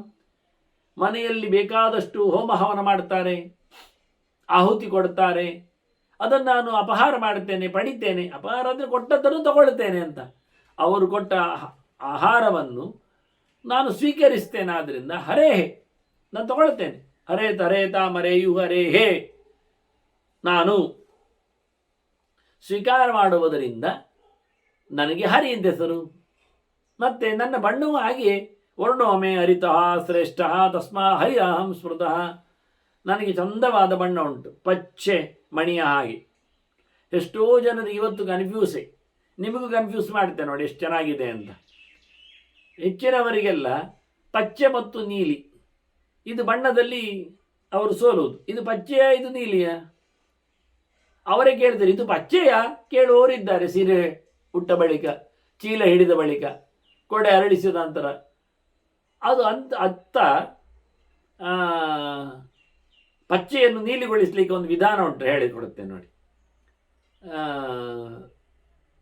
ಎಲೆ ಪಚ್ಚೆದ್ದೊಂದು ಬಣ್ಣ ತನ್ನಿ, ಕೆಮಿಕಲ್ಸ್, ಅದಕ್ಕೆ ಈ ರಂಗೋಲಿ ಪುಡಿ ಬಿಳಿ ಮಿಕ್ಸ್ ಮಾಡಿ, ತುಂಬ ಮಾಡಿ, ಮಾಡ್ತಾ ಮಾಡ್ತಾ ಮಾಡ್ತಾ ಮಾಡ್ತಾ ನೀವು ಮತ್ತೆ ಆಕಾಶ ನೀಲಿಯಾಗಿ ಕಾಣಲಿ ಶುರು ಆಗ್ತದೆ ನೋಡಿ. ಗಿಡ ಪಚ್ಚೆ, ಮರ ಪಚ್ಚೆ, ಎಲೆ ಪಚ್ಚೆ, ಆಕಾಶ ನೀಲಿ ಆದ್ದೇ ಹೇಗೆ? ಹಾಗಾದ್ರೆ ಅದು ನೀಲಿ ಆಯ್ತಲ್ಲ. ಅದೇ ಹೇಳಿ ನಾನು, ಪಚ್ಚೆ ಮತ್ತು ನೀಲ ಹತ್ತಿರ ಓಡ್ತದೆ. ಇರಲಿ ಬಿಡಿ, ಕನ್ಫ್ಯೂಸ್ ಆಗಲಿಲ್ಲ, ಗೊತ್ತಾಗ್ತದೆ, ಗುರ್ತಾಗ್ತದೆ. ಹಾಗಾದರೆ ನವಿಲು ಯಾವ ಬಣ್ಣ ಹೇಳಿ? ನವಿಲಿನ ಕುತ್ತಿಗೆ ಯಾವ ಬಣ್ಣದ್ದು?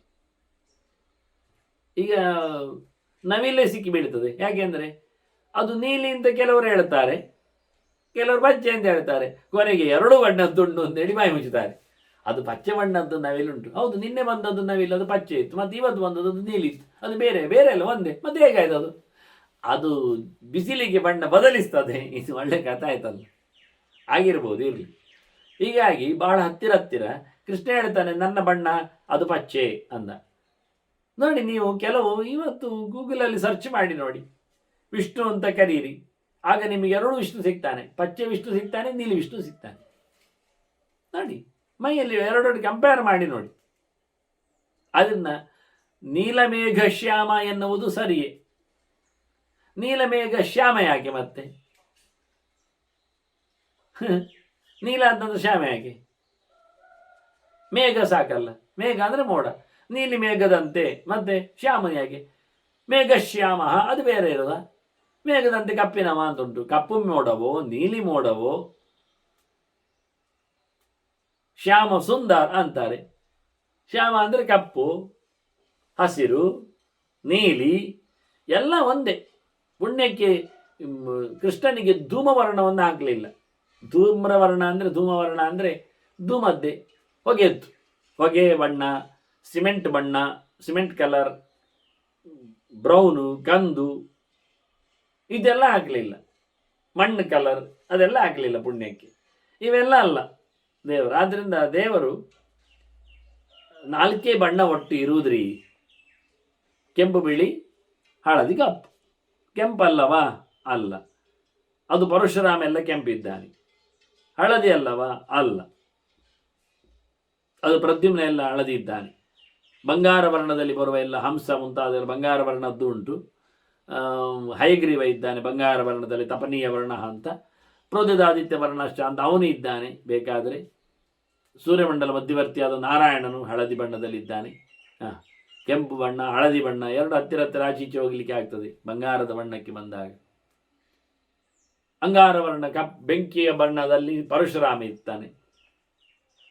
ಮತ್ತೆ ಬಿಳಿ ಬಣ್ಣದಲ್ಲಿ ಹಯಗ್ರೀವ ಬರ್ತಾನೆ. ಶ್ವೇತ ವರಾಹ ಇದ್ದಾನೆ. ಮತ್ತೆ ಇವೆಲ್ಲ ಬಿಳಿ ಇದ್ದಾರೆ ಕೆಲವರು. ಆನಂತರ ಕಪ್ಪಿನಲ್ಲಿ ಇದ್ದಾನೆ ನೋಡಿ. ಇವರೆಲ್ಲ ಕಪ್ಪು. ರಾಮ ಆಗಲಿ, ಕೃಷ್ಣ ಆಗಲಿ, ಇವರೆಲ್ಲ ಕಪ್ಪಿಗೆ ಬರ್ತಾರೆ. ಈಗ ಅದು ಕಪ್ಪು ಅಂದರೆ, ನೀಲಿ ಅಂದರೆ, ಹಸಿರು ಅಂದರೆ ಎಲ್ಲ ಒಂದೇ. ಧ್ಯಾಯದ ಹರಿಮಣಿ ನಿಭಂ. ಆದ್ರಿಂದ ಹೇಳ್ತಾನೆ, ನನಗೆ ಭಾರಿ ಇಷ್ಟ, ನನಗೆ ನನ್ನ ಬಣ್ಣ ಅಂತಾನೆ. ಪೃಥ್ವಿಯ ಬಣ್ಣ ಕಪ್ಪು, ಬೆಂಕಿಯ ಬಣ್ಣ ಅದು ಕೆಂಪು ಇರಲಿ, ನೀರಿನ ಬಣ್ಣ ಅದು ಬಿಳಿ ಆಗಲಿ.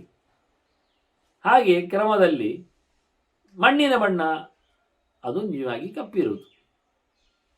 ಹಾಗಾಗಿ ನೆಲದಲ್ಲಿ ಬಂದಾಗ ಕೃಷ್ಣ ಕಪ್ಪಾಗಿರ್ತಾನೆ, ಕಪ್ಪು ಕಾಣಿಸ್ತಾನೆ, ಅದು ನನಗಿಷ್ಟ ಅಂತಾನೆ. ಅದೇ ಮಣ್ಣಿನ ಕಪ್ಪು ಬಣ್ಣವೇ ಮರದಲ್ಲಿ ಬಂದಾಗ ಹಸಿರಾಗಿ ಬಂದದ್ದು, ಅದರಲ್ಲಿ ತೊಗಟೆ ಎಲ್ಲ ಬ್ರೌನ್ ಆಗಿ ಕಾಣುವಂಥದ್ದು, ಕಂದಾಗಿ ಅಂದರೆ ಕಪ್ಪು ಕಂದು ಆಗಿ ಕಾಣ್ತದೆ, ಕಂದು ಹಸಿರಾಗಿ ಬರ್ತದೆ. ಅದರದ್ದು ಹೂ ಹಣ್ಣುಗಳಲ್ಲಿ ಕೆಂಪನ್ನು ತರ್ತದೆ. ಮತ್ತೆ ಇವೆಲ್ಲ ಒಂದರಲ್ಲಿ ಹುಟ್ಟಿ ಬರ್ತಕ್ಕಂಥ ಕಥೆಗಳು. ಮಾಗಿದಾಗ ಹಳದಿ ಆಗ್ತದೆ. ಭಾಳ ಚಂದವಾಗಿ ಶುಕ್ಲಂ ರಕ್ತಂ ರೌಗ್ಮಂ ಕೃಷ್ಣಮಿತಿ ಅಂತೇಳಿ ವಾಸುದೇವ ಸಂಘರ್ಷಣ ಪ್ರದ್ಯುಮ್ನ ಅನಿರುದ್ಧರ ಬಣ್ಣ ಅಂತ ಹೇಳಿ ತಿಳಿಸಿಕೊಡ್ತಾನೆ ಕೃಷ್ಣ. ಅನಿರುದ್ಧನ ಅವತಾರದಲ್ಲಿ ಬರುವಂಥದ್ದು ಎನ್ನುವುದು ಒಂದು ಮಾತು ಉಂಟು. ಎಲ್ಲೆಡೆ ಬಂದಾಗ, ಲೋಕಕ್ಕೆ ನಿಂತಾಗ ಅನಿರುದ್ಧ ಕಪ್ಪಿರುವುದು, ಪ್ರದ್ಯುಮ್ನ ಹಳದಿ ಇರುವುದು, ಸಂಕರ್ಷಣ ಕೆಂಪಿರುವುದು, ವಾಸುದೇವ ಬಿಳಿ ಇರುವುದು. ಹೀಗಾಗಿ ತನ್ನ ಬಣ್ಣ ಹೇಳಿದ್ದ. ಹಾಗೆ ಋತಧಾಮ ಅಂತ ಒಂದು ಹೆಸರುಂಟು ದೇವರಿಗೆ. ಧಾಮ ಅಂದರೆ ಎಂಥದ್ದು? ಸಾರ ಅಂತ ಅರ್ಥ, ಶ್ರೇಷ್ಠ ಅಂತ ಅರ್ಥ. ಧಾಮ ಸಾರೋ ಹಿ ಲೋಕಾನಾಂ. ಋತ ಅಂದರೆ ಎಂಥದ್ದು? ಋತಂ ಚೈವ ವಿಚಾರಿತ. ಮೃತ ಅಂದರೆ ಇರುಗತೋ ಧಾತು, ಜ್ಞಾನ ಅಂತ ಅರ್ಥ. ಅಂದರೆ ಜ್ಞಾನ ಶ್ರೇಷ್ಠ ಅಂತ ಅರ್ಥ, ಶ್ರೇಷ್ಠ ಜ್ಞಾನಿ ಅಂತ ಅರ್ಥ. ಋತಧಾಮ ತಥೋ ವಿಪ್ರೈಹಿ ಸತ್ಯಶ್ಚಾಹಂ ಪ್ರಕೀರ್ತಿತಃ. ನನ್ನನ್ನು ಸದಂದ್ರೆ ನಿರ್ದುಷ್ಟವಾದಂತಹ ಜ್ಞಾನ, ಅದರ ಆಶ್ರಯ ಅಂತ ಅರ್ಥದಲ್ಲಿ ಸತ್ಯ ಅಂತ ಕರೆದರು. ಋತಧಾಮ ಅಂದ್ರೆ ಅದ್ವೇ, ಧಾಮ ಅಂದರೆ ಸ್ವರೂಪ ಅಂತ ಅರ್ಥ, ಶ್ರೇಷ್ಠ ಅಂತ ಅರ್ಥ, ತೇಜಸ್ಸು ಅಂತ ಅರ್ಥ, ಹಾಗಾಗಿ ಮನೆ ಅಂತ ಅರ್ಥ, ಶೆಲ್ಟರ್ ಅಂತ ಅರ್ಥ. ಋತ ಅಂದರೆ ಯಥಾರ್ಥ ವಿಜ್ಞಾನ ಅಂತ ಅರ್ಥ. ಯಥಾರ್ಥ ವಿಜ್ಞಾನಕ್ಕೆ ನಾನು ಆಶ್ರಯ ಇದ್ದೇನೆ, ನಾನದರ ಮೂರ್ತಿಯಾಗಿದ್ದೇನೆ, ಜ್ಞಾನ ಸ್ವರೂಪನು ನಾನು ಎನ್ನುವ ಅರ್ಥ ಎಲ್ಲ ಉಂಟು. ಹಾಗೆ ಭಗವಾದ್ರಿಂದ ಅವನನ್ನು ಸತ್ಯ ಅಂದರೆ ಜ್ಞಾನ ಅಂತ ಅರ್ಥ, ಶುದ್ಧವಾದ ಜ್ಞಾನ ಅಂತ ಅರ್ಥ. ಎಂ ಅಂದರೆ ಎರಿದಿ, ಎಂ ಅಂದರೆ ಜ್ಞಾನ ಅಂತ ಅರ್ಥ. ಯಾಗತ ಒಂದು ಧಾತು, ನಿರ್ದಿಷ್ಟವಾದ ಜ್ಞಾನ ಸ್ವರೂಪನು ಅಂತ ಅರ್ಥ ಸತ್ಯಕ್ಕೆ. ಅದು ಅರ್ಥ. ಅದು ನಷ್ಟಾಂಜಧರಣೀಂ ಪೂರ್ವಮಿಂದಂ ವೈಗುಹಾಗತಾಂ. ನೆಲಕ್ಕಿಳಿದ ನೆಲವನ್ನು ನೆಲಕ್ಕಿಳಿದ ಅಂದರೆ ತಳಕ್ಕಿಳಿದ ನೆಲವನ್ನು, ಕಕ್ಷೆ ತಪ್ಪಿದ ನೆಲವನ್ನು ಮತ್ತೆ ನಾನು ತಂದಿಟ್ಟಿದ್ದೇನೆ. ಗೋ ಅಂದರೆ ನೆಲ, ಗಾಮ್ ವಿಂದತೆ ಅನ್ನೋ ಅರ್ಥದಲ್ಲಿ ಗೋವಿಂದ ಆಯ್ತು. ನಾನು ದನವನ್ನು ತಂದ ಸಾಕಿದೆ ಅನ್ನೋ ವಿಷಯಕ್ಕಿಂತಲೂ ಮುಖ್ಯ ಅವನು ಹೇಳುದು, ಇಲ್ಲೇ ನಾನಿಲ್ಲಿ ಊರಿನಲ್ಲಿ ಬಂದು ನಂದಗೋಪನಲ್ಲಿದ್ದದ್ದಕ್ಕೆ ನಾನು ಗೋವಿಂದ ಅಲ್ಲ, ನಾನು ಮೊದಲೇ ಗೋವಿಂದ, ವರಾಹನಾಗಿ ಬೇಕಾದ್ರೆ, ಮತ್ತೆ ನೆಲದಡಿಯಲ್ಲಿ ಕೂರ್ಮನಾಗಿ ಒತ್ತಿರ್ತೇನೆ ನಾನು. ಮತ್ತೆ ನನ್ನನ್ನು ಶಿಪಿವಿಷ್ಟ ಅಂತ ಹೇಳ್ತಾರೆ. ಶಿಪಿವಿಷ್ಟ ಅಂದ್ರೆ, ಶಿಪಿ ಅಂದ್ರೆ ರೋಮ ಇಲ್ಲದ್ದಕ್ಕೆ ಹೆಸರು. ರೋಮ ಇಲ್ಲದ್ದು ಅಂದ್ರೆ ಒಳ್ಳೆ ಬೇಯಿಸಿದ್ದು, ಕತ್ತರಿಸಿದ್ದು, ಚರ್ಮ ಸುಲಿದದ್ದು ಅಂತ ಅರ್ಥ, ಮಾಂಸ. ಮತ್ತೆ ಅರೋಮವಾದದ್ದು ಅಂದ್ರೆ ಹಣ್ಣು, ಹಂಪಲುಗಳೆಲ್ಲ, ಮೂಲ ಎಲ್ಲ ಅರ್ಥ. ಇದೆಲ್ಲ ನಡೀತದೆ. ಕೃಷ್ಣ ಹೇಳಿದ್ದೇನು, ಪತ್ರಂ ಪುಷ್ಪಂ ಬಲಂತೋಯಂ ಯೋಮೆ ಭಕ್ತಿಯ ಪ್ರಯಚ್ಛತಿ ಅಂತ. ನನಗೆ ಮಾಂಸ ಕೊಡು ಅಂತ ಹೇಳಿದ್ನಾವ. ಕೃಷ್ಣ ಮಾಂಸಾಹಾರಿಯ. ಕೃಷ್ಣ ನಟ್ಟಿದ್ದು ಮಾಂಸವನ್ನ ಸ್ವಲ್ಪ ತಲೆ ಖರ್ಚು ಮಾಡಿ, ಅವನು ಕೇಳಿದ್ದು ಹಣ್ಣು, ಹಾಲು, ನೀರು, ಇದನ್ನೆಲ್ಲ ಕೇಳ್ತಾನೆ. ಪತ್ರಂ ಪುಷ್ಪಂ ಬಲಂ ತೋಯಂ ಅಷ್ಟೇ. ಅದರಲ್ಲಿ ಹಾಲಿನ ಬಗ್ಗೆ ಕೇಳುವುದಿಲ್ಲ. ಪಯ ಹೇಳಿದರೆ ನೀವು ಹೇಳ್ಬೋದಿತ್ತು, ಹಾಲು ಅಂತಲೇ ಅರ್ಥ ಉಂಟು. ಇದು ತೋಯ ಅಂತಲೇ ಹೇಳಿದವ, ನೀರು ಅಂತಲೇ ಹೇಳಿದ, ನ್ಯಾಚುರಲ್ ಹೇಳಿದವ. ಪ್ರಾಣಿಜನ್ಯದ ಬಗ್ಗೆಯೂ ತಲೆ ಖರ್ಚು ಮಾಡಲಿಲ್ಲವ. ಪತ್ರ ಪುಷ್ಪ ಫಲ ಎಲ್ಲ ಅದು ಮರದ್ದೆ. ಹಾಗಾಗಿ ತೋಯವು ಮರದ್ದೆ, ಬೇಕಾದ್ರೆ ತೆಗಿಬೇಕು ನಾವು. ಮರದ್ದೆ ತೋಯ ತೆಗೆಯುವುದಾದ್ರೆ ಎಳನೀರು, ಬೊಂಡ ಆಯ್ತಷ್ಟೇ. ಮತ್ತೆ ಫಲವನ್ನು ಬೇರೆ ಹೇಳಿ ಆಗಿದ್ದೇವ, ಅದು ನೀರು ಬೇಕಾದ್ರೆ ಅಲ್ಲಿ ತೆಗಿಬೇಕು ನಾವು. ಒಂದು ದೃಷ್ಟಿಯಿಂದ ನೋಡಿಕೊಂಡ್ರೆ ಬಹಳ ಚಂದವಾಗಿ. ಅಂದ್ರೆ ಇದು ಜನ ಸಮುದಾಯದ ಒಂದು ಲೆಕ್ಕಾಚಾರದ ಕತೆ ಮಾರಾಯರೇ. ಬಹಳ ವಿಚಿತ್ರವಾಗಿದೆ ಇದು, ಸುಲಭ ಇಲ್ಲ. ಪತ್ರ ಪುಷ್ಪ ಫಲ ಇವೆಲ್ಲ ಧರ್ಮ ಅರ್ಥ ಕಾಮ ಮೋಕ್ಷಗಳ ಪುರುಷಾರ್ಥಗಳ ವ್ಯವಸ್ಥೆಯಲ್ಲಿ ಬಂದ ಧರ್ಮ ಪುಷ್ಪ ಅರ್ಥಪತ್ರ ಕಾಮಪಲ್ಲವ ಸಂಯುತ ಮಹಾಮೋಕ್ಷ ಫಲೋ ವೃಕ್ಷ ಅಂತ ಹೇಳಿಕೊಂಡು ವೇದದಲ್ಲಿ ಹೇಳುವಾಗ, ಹೀಗಾಗಿ ಈ ನಮೂನೆಯಲ್ಲಿ ಹೇಳಿಕೊಳ್ಳುವುದರಿಂದ ಶಿಪಿ ಅಂದಾಗ, ಅರೋಮವಾದದ್ದು ಅಂದಾಗ ಪ್ರಾಣಿಗಳು ಅಲ್ಲ, ಮನುಷ್ಯರು ಅಲ್ಲ ಅಂತ ಅರ್ಥ. ಇನ್ನು ರೋಮ ಇಲ್ಲದ ಒಂದು ಪ್ರಾಣಿಯನ್ನು ತಂದು ಕೊಡ್ತೇನೆ, ಹಾವುಗಳಿಗೆ ರೋಮ ಇಲ್ಲ, ಹಾವುಗಳಿಗೂ ರೋಮ ಬರ್ತದೆ, ನಾವು ಕಾಯಬೇಕಾಗ್ತದೆ. ಕೆಲವೊಮ್ಮೆ ಅವುಗಳು ಹೊರಳಾಡಿಕೊಂಡು ನೆಲದಲ್ಲಿ ಹೋಗುವುದರಿಂದ ನಮ್ಮ ಕಾಲಡಿಯಲ್ಲಿ ರೋಮ ಉಂಟಾ? ಇಲ್ಲ. ಅಂದ ತಕ್ಷಣ ನಾವು ರೋಮ ಇಲ್ಲದ್ದು ಅಂತ ಅರ್ಥ. ರೋಮ ಸುಮ್ಮನೆ ಬಿಟ್ಟರೆ ಬರ್ತಿತ್ತು. ಅಂಗೈಯಲ್ಲಿ, ಅಂಗೈ ತಲದಲ್ಲಿ ರೋಮ ಇಲ್ಲ. ಯಾಕೆ? ನಾವು ಕಂಡಾಪಟ್ಟೆ ಅದು ಹಿಚಿಕಿ ತಿಂತೇವಲ್ಲ ಆಹಾರ ಪದಾರ್ಥಗಳನ್ನು. ಆಗಲಿ ಅದಕ್ಕೆ ಬರಲಿಕ್ಕೆ ಬುರ್ಸೋತಿಲ್ಲ. ನೀವು ನಿರಂತರ ಉಪವಾಸ ಕೂತರೆ ಎಲ್ಲಿಯಾದರೂ ಅಂಗೈಯಲ್ಲಿ ರೋಮ ಹೇಳ್ಬೋದು. ಮತ್ತೆ ಅದು ಎಂತ ಕೆಲಸ ಮಾಡದಿದ್ದು ನೋಡಿ. ದೇವರು ಕೊಟ್ಟ ಸೌಭಾಗ್ಯ ನೋಡಿ. ನಮ್ಮದು ಎಂಥ ವಾಹನ ಇದ್ದರು, ಎಷ್ಟು ಗಟ್ಟಿಮುಟ್ಟಿನ ಯಾರು ಬೇಕಾದ್ರೆ ತಯಾರು ಮಾಡಿದರು, ಅದು ಯಾವ ನಮೂನೆದ್ದಾದರೂ ಟಯರ್ ಹಾಕಿದ್ದು ಸವಿತದೆ. ತಿರುಗಿ ತಿರುಗಿ ತಿರುಗಿ ಇಷ್ಟು ಕಿಲೋಮೀಟರ್ ಆದಾಗ ಎಷ್ಟು ಗಟ್ಟಿಮುಟ್ಟಿದ್ದು ಎಂಥದಾದರೂ ಯಾವ ನಮೂನೆದ್ದಾದರೂ, ಟ್ಯೂಬ್ಲೆಸ್ ಆಗಲಿ ಎಂತ ಬೇಕಾದ್ರೆ ಆಗಲಿ, ಏರ್ಲೆಸ್ ಆಗಲಿ, ಏನು ಬೇಕಾದ್ರೆ ಮಾಡಿಕೊಳ್ಳಿ ನೀವು, ಆದರೆ ಅದು ತಾನು ಲೆಸ್ ಮಾಡಿಕೊಳ್ತದೆ. ಅದು ಹಾಳಾಗ್ತದೆ, ಅದು ಸವಿತದೆ. ಒಂದು ದಿವಸ ಅದನ್ನು ನಾವು ಚೇಂಜ್ ಮಾಡಲೇಬೇಕು ನಮ್ಮ ಬದುಕಿನಲ್ಲೇ. ಅದೇನು 10-50 ವರ್ಷವೂ ಬರುವುದಿಲ್ಲ ಯಾವುದು ಸಹ. ಒಂದೇ ಕಾರಿಗೆ ಎಷ್ಟು ಸಮಯದಿಂದಲೂ ನಾವು ಟೈರ್ ಬೇರೆ ಆಗ್ತಾನೆ ಇರಬೇಕಾಗ್ತದೆ. ಆದರೆ ನಮ್ಮ ಕಾಲಡಿ ಹೋಯ್ತಾ ಸಾವಯದು? ಹಾಗಾದರೆ ನಮ್ಮ ಕಾಲಡಿ ಎಷ್ಟು ಸಮಯದಿಂದ ಚೇಂಜ್ ಮಾಡ್ಬೋದಿತ್ತು, ಚೇಂಜ್ ಮಾಡಬೇಕಾಗಿತ್ತು. ಅದಕ್ಕೆ ಮತ್ತೆ ಮತ್ತೆ ನಾವೇನಾದರೂ ಯಾರದ್ದಾದರೂ ಚರ್ಮವನ್ನು ಅಂಟಿಸಬೇಕಾಗ್ತಿತ್ತು. ಆಗ್ತದ? ನೋಡಿ, ಒಂದು ಲೈಫ್ ಲಾಂಗ್ ಬರುವ ಟಯರ್ ನಮ್ಮದು ದೇಹ ಅಂದರೆ, ನಮ್ಮ ಕಾಲು ಅಂದರೆ ಲೈಫ್ ಲಾಂಗ್. ಹೇಗೆ ಹೇಳ್ತೀರಿ?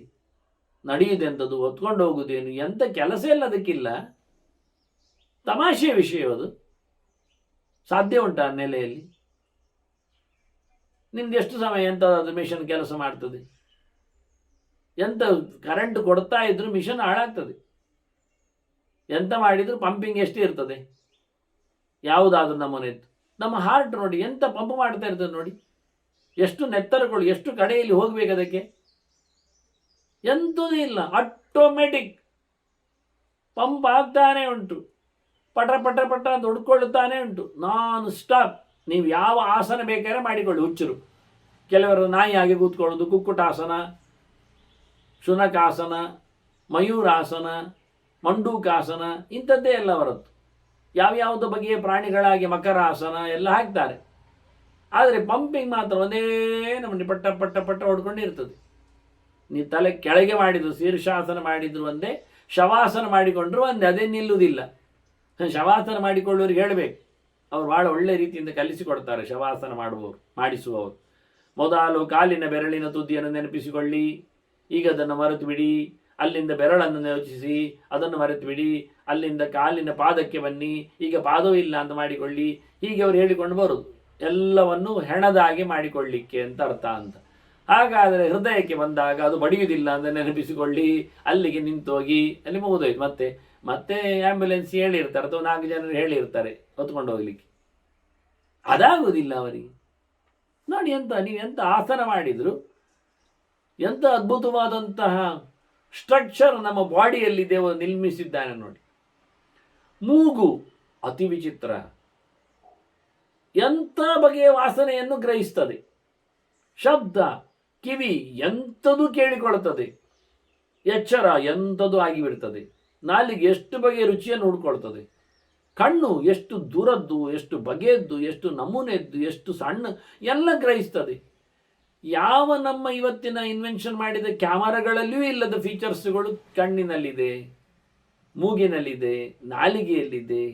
ಎಲ್ಲ ಜ್ಞಾನೇಂದ್ರಿಯಗಳ ಗೌಜಿ ನೋಡಿದರೆ, ಶ್ರೀಮಂತಿಗೆ ನೋಡಿದರೆ ಅಬ್ಬಬ್ಬ ಅನಿಸ್ತದೆ. ಎಂತ ಹೇಳುವುದು ಗೊತ್ತಾಗುವುದಿಲ್ಲ. ಆದ್ದರಿಂದ ನಾನು ಶಿಪಿದ ಬಗ್ಗೆ ಮಾತಾಡಲಿಕ್ಕೆ ಬಂದಾಗ ಹೇಳಿದೆ, ದೇವರು ಏನು ಕೇಳುತ್ತಾರೆ ಕೇಳಿದರೆ, ರೋಮ ಇಲ್ಲದ ಮಾಂಸ ಕೇಳುವುದಲ್ಲ ದೇವರು. ದೇವರು ಹಣ್ಣಿನಲ್ಲಿ ರೋಮ ಉಂಟರಿ, ನ್ಯಾಚುರಲಿ ಕೇಳಿದ್ದು, ತೆಗ್ದದ್ದಲ್ಲ. ಮಾಂಸದಲ್ಲಿ ರೋಮ ಎಲ್ಲ ಹೇಳಿದರೆ ನೀವು ಕೆತ್ತಿ ಇಲ್ಲ ತರಿಸಿದ್ದು. ಆದ್ರಿಂದ ನಿಜವಾಗಿ ಶಿಪಿವಿಷ್ಟ ಅಂತ ಹೇಳಿದ್ದವ, ಇವೆಲ್ಲ ವಸ್ತುಗಳಲ್ಲಿ ಪತ್ರ, ಪುಷ್ಪ, ಪತ್ರದಲ್ಲಿ ರೋಮ ಕಾಣ್ತದ, ಪುಷ್ಪದಲ್ಲಿ ರೋಮ ಬರ್ತದ, ಕೇಸರ ಅದು ಬೇರೆ. ಅದರಲ್ಲಿ ಹಣ್ಣಿನಲ್ಲಿ ರೋಮ ಉಂಟು ಹೊರಗಿಂದ, ಅದರ ಚರ್ಮ ಅಂತ. ಹಣ್ಣಿಗೆ ಚರ್ಮ ಇದೆ, ಸಿಪ್ಪೆ ಗಾತ್ರದಲ್ಲಿ ರೋಮ ಇದೆಯಾ? ರೋಮಕ್ಕೊಂದು ಗೌಜಿಂಟ್ ವಿಷಯ ಗೊತ್ತುಂಟ? ನಮ್ಮ ದೇಹದಲ್ಲಿ ರೋಮ ಉಂಟು ಹೇಳಿದರೆ ಬಾಗಿಲುಂಟು ಅಂತ ಅರ್ಥ. ಎಷ್ಟು ಬಾಗಿಲಾಯಿತು? ಇಷ್ಟು ರೋಮದಲ್ಲಿ ಬಾಗಿಲುಗಳೇ. ಇಡೀ ಮೈ ತುಂಬ ರಂಧ್ರಮಯ ನಮ್ಮದು. ಅಷ್ಟು ರಂಧ್ರಗಳಿದ್ರು 75% ನಮ್ಮ ದೇಹದಲ್ಲಿ ನೀರಿರುವುದು. ಲೀಕೇಜ್ ಉಂಟ? ಉಂಟು ಹೇಳ್ತೇನೆ, ಇಲ್ಲ ಹೇಳುದಾ? ಹೊಟ್ಟೆ ಉಂಟ ಇಲ್ಲ ನೋಡಬೇಕಾದ್ರೆ 1 ಕಿಲೋಮೀಟರ್ ಓಡಿ, ಆಗ ಗೊತ್ತಾಗ್ತದೆ, ದೇಹ ಪೂರ್ತಿ ಸ್ವೆಟ್ ಆಗ್ತದೆ. ಹಾಗೇನಾಯ್ತು, ದೇಹದಲ್ಲಿ ನೀರು ಉಂಟು ಅಂತ ಗೊತ್ತಾಯಿತು, ಹೊಟ್ಟೆ ಉಂಟು ಅಂತ ಗೊತ್ತಾಯಿತು. ಬೆವರು ಬಂದಾಗ ತಲೆ ಒರೆಸಿಕೊಳ್ಳುವುದೇನು, ಮೋರೆ ಒರೆಸಿಕೊಳ್ಳುವುದೇನು, ಕೈಕಾಲು ಒರೆಸಿಕೊಳ್ಳು, ಎಲ್ಲ ಕಡೆಯಿಂದ ನೀಡಿತದೆ. ಹಾಗಾದೇನಾಯಿತು, ದೇಹದಲ್ಲಿ ನೀರಿದೆ, ಲೀಕೇಜ್ ಇಲ್ಲದಂತೆ ವ್ಯವಸ್ಥೆ ಇದೆ. ಇದು ಯಾರತ್ರ ಹೇಗೆ ಹೇಳುವುದು ನಾವು ದೇವರ ಸೃಷ್ಟಿಯನ್ನು? ಆದರೆ ಇಂತಹ ಒಂದು ಶಿಪಿ ಉಂಟಲ್ಲ, ನಮ್ಮದು ಸುಖವನ್ನು ಪಾನ ಮಾಡುವಂಥದ್ದು, ನಿದ್ದೆಯಲ್ಲಿ ಬೆರೆಯುವಂಥದ್ದು, ಶಿಂಗ್ ಸ್ವಪ್ನೆ ಅಂತ ಧಾತು, ಪಾಪ ಆನೆ ಅಂತ ಧಾತು, ಶಂ ಸುಖಂಚ ಪ್ರಕೀರ್ತಿತಂ ಧಾತು. ಇದರ ಇಂತಹ ಒಂದು ದೇಹದಲ್ಲಿ ಪ್ರವೇಶ ಮಾಡಿದವ ಭಗವಂತ. ಸಿಬಿವಿಷ್ಟೇತಿ ಆಖ್ಯಾಯಂ ಹೀನ ರೋಮಾಚ ಯೋ ಭವೇತ್ ತೇನಾವಿಷ್ಟಂಚೇತ್ ಕಿಂಚಿತ್. ಹಾಗಾಗಿ ನಾನು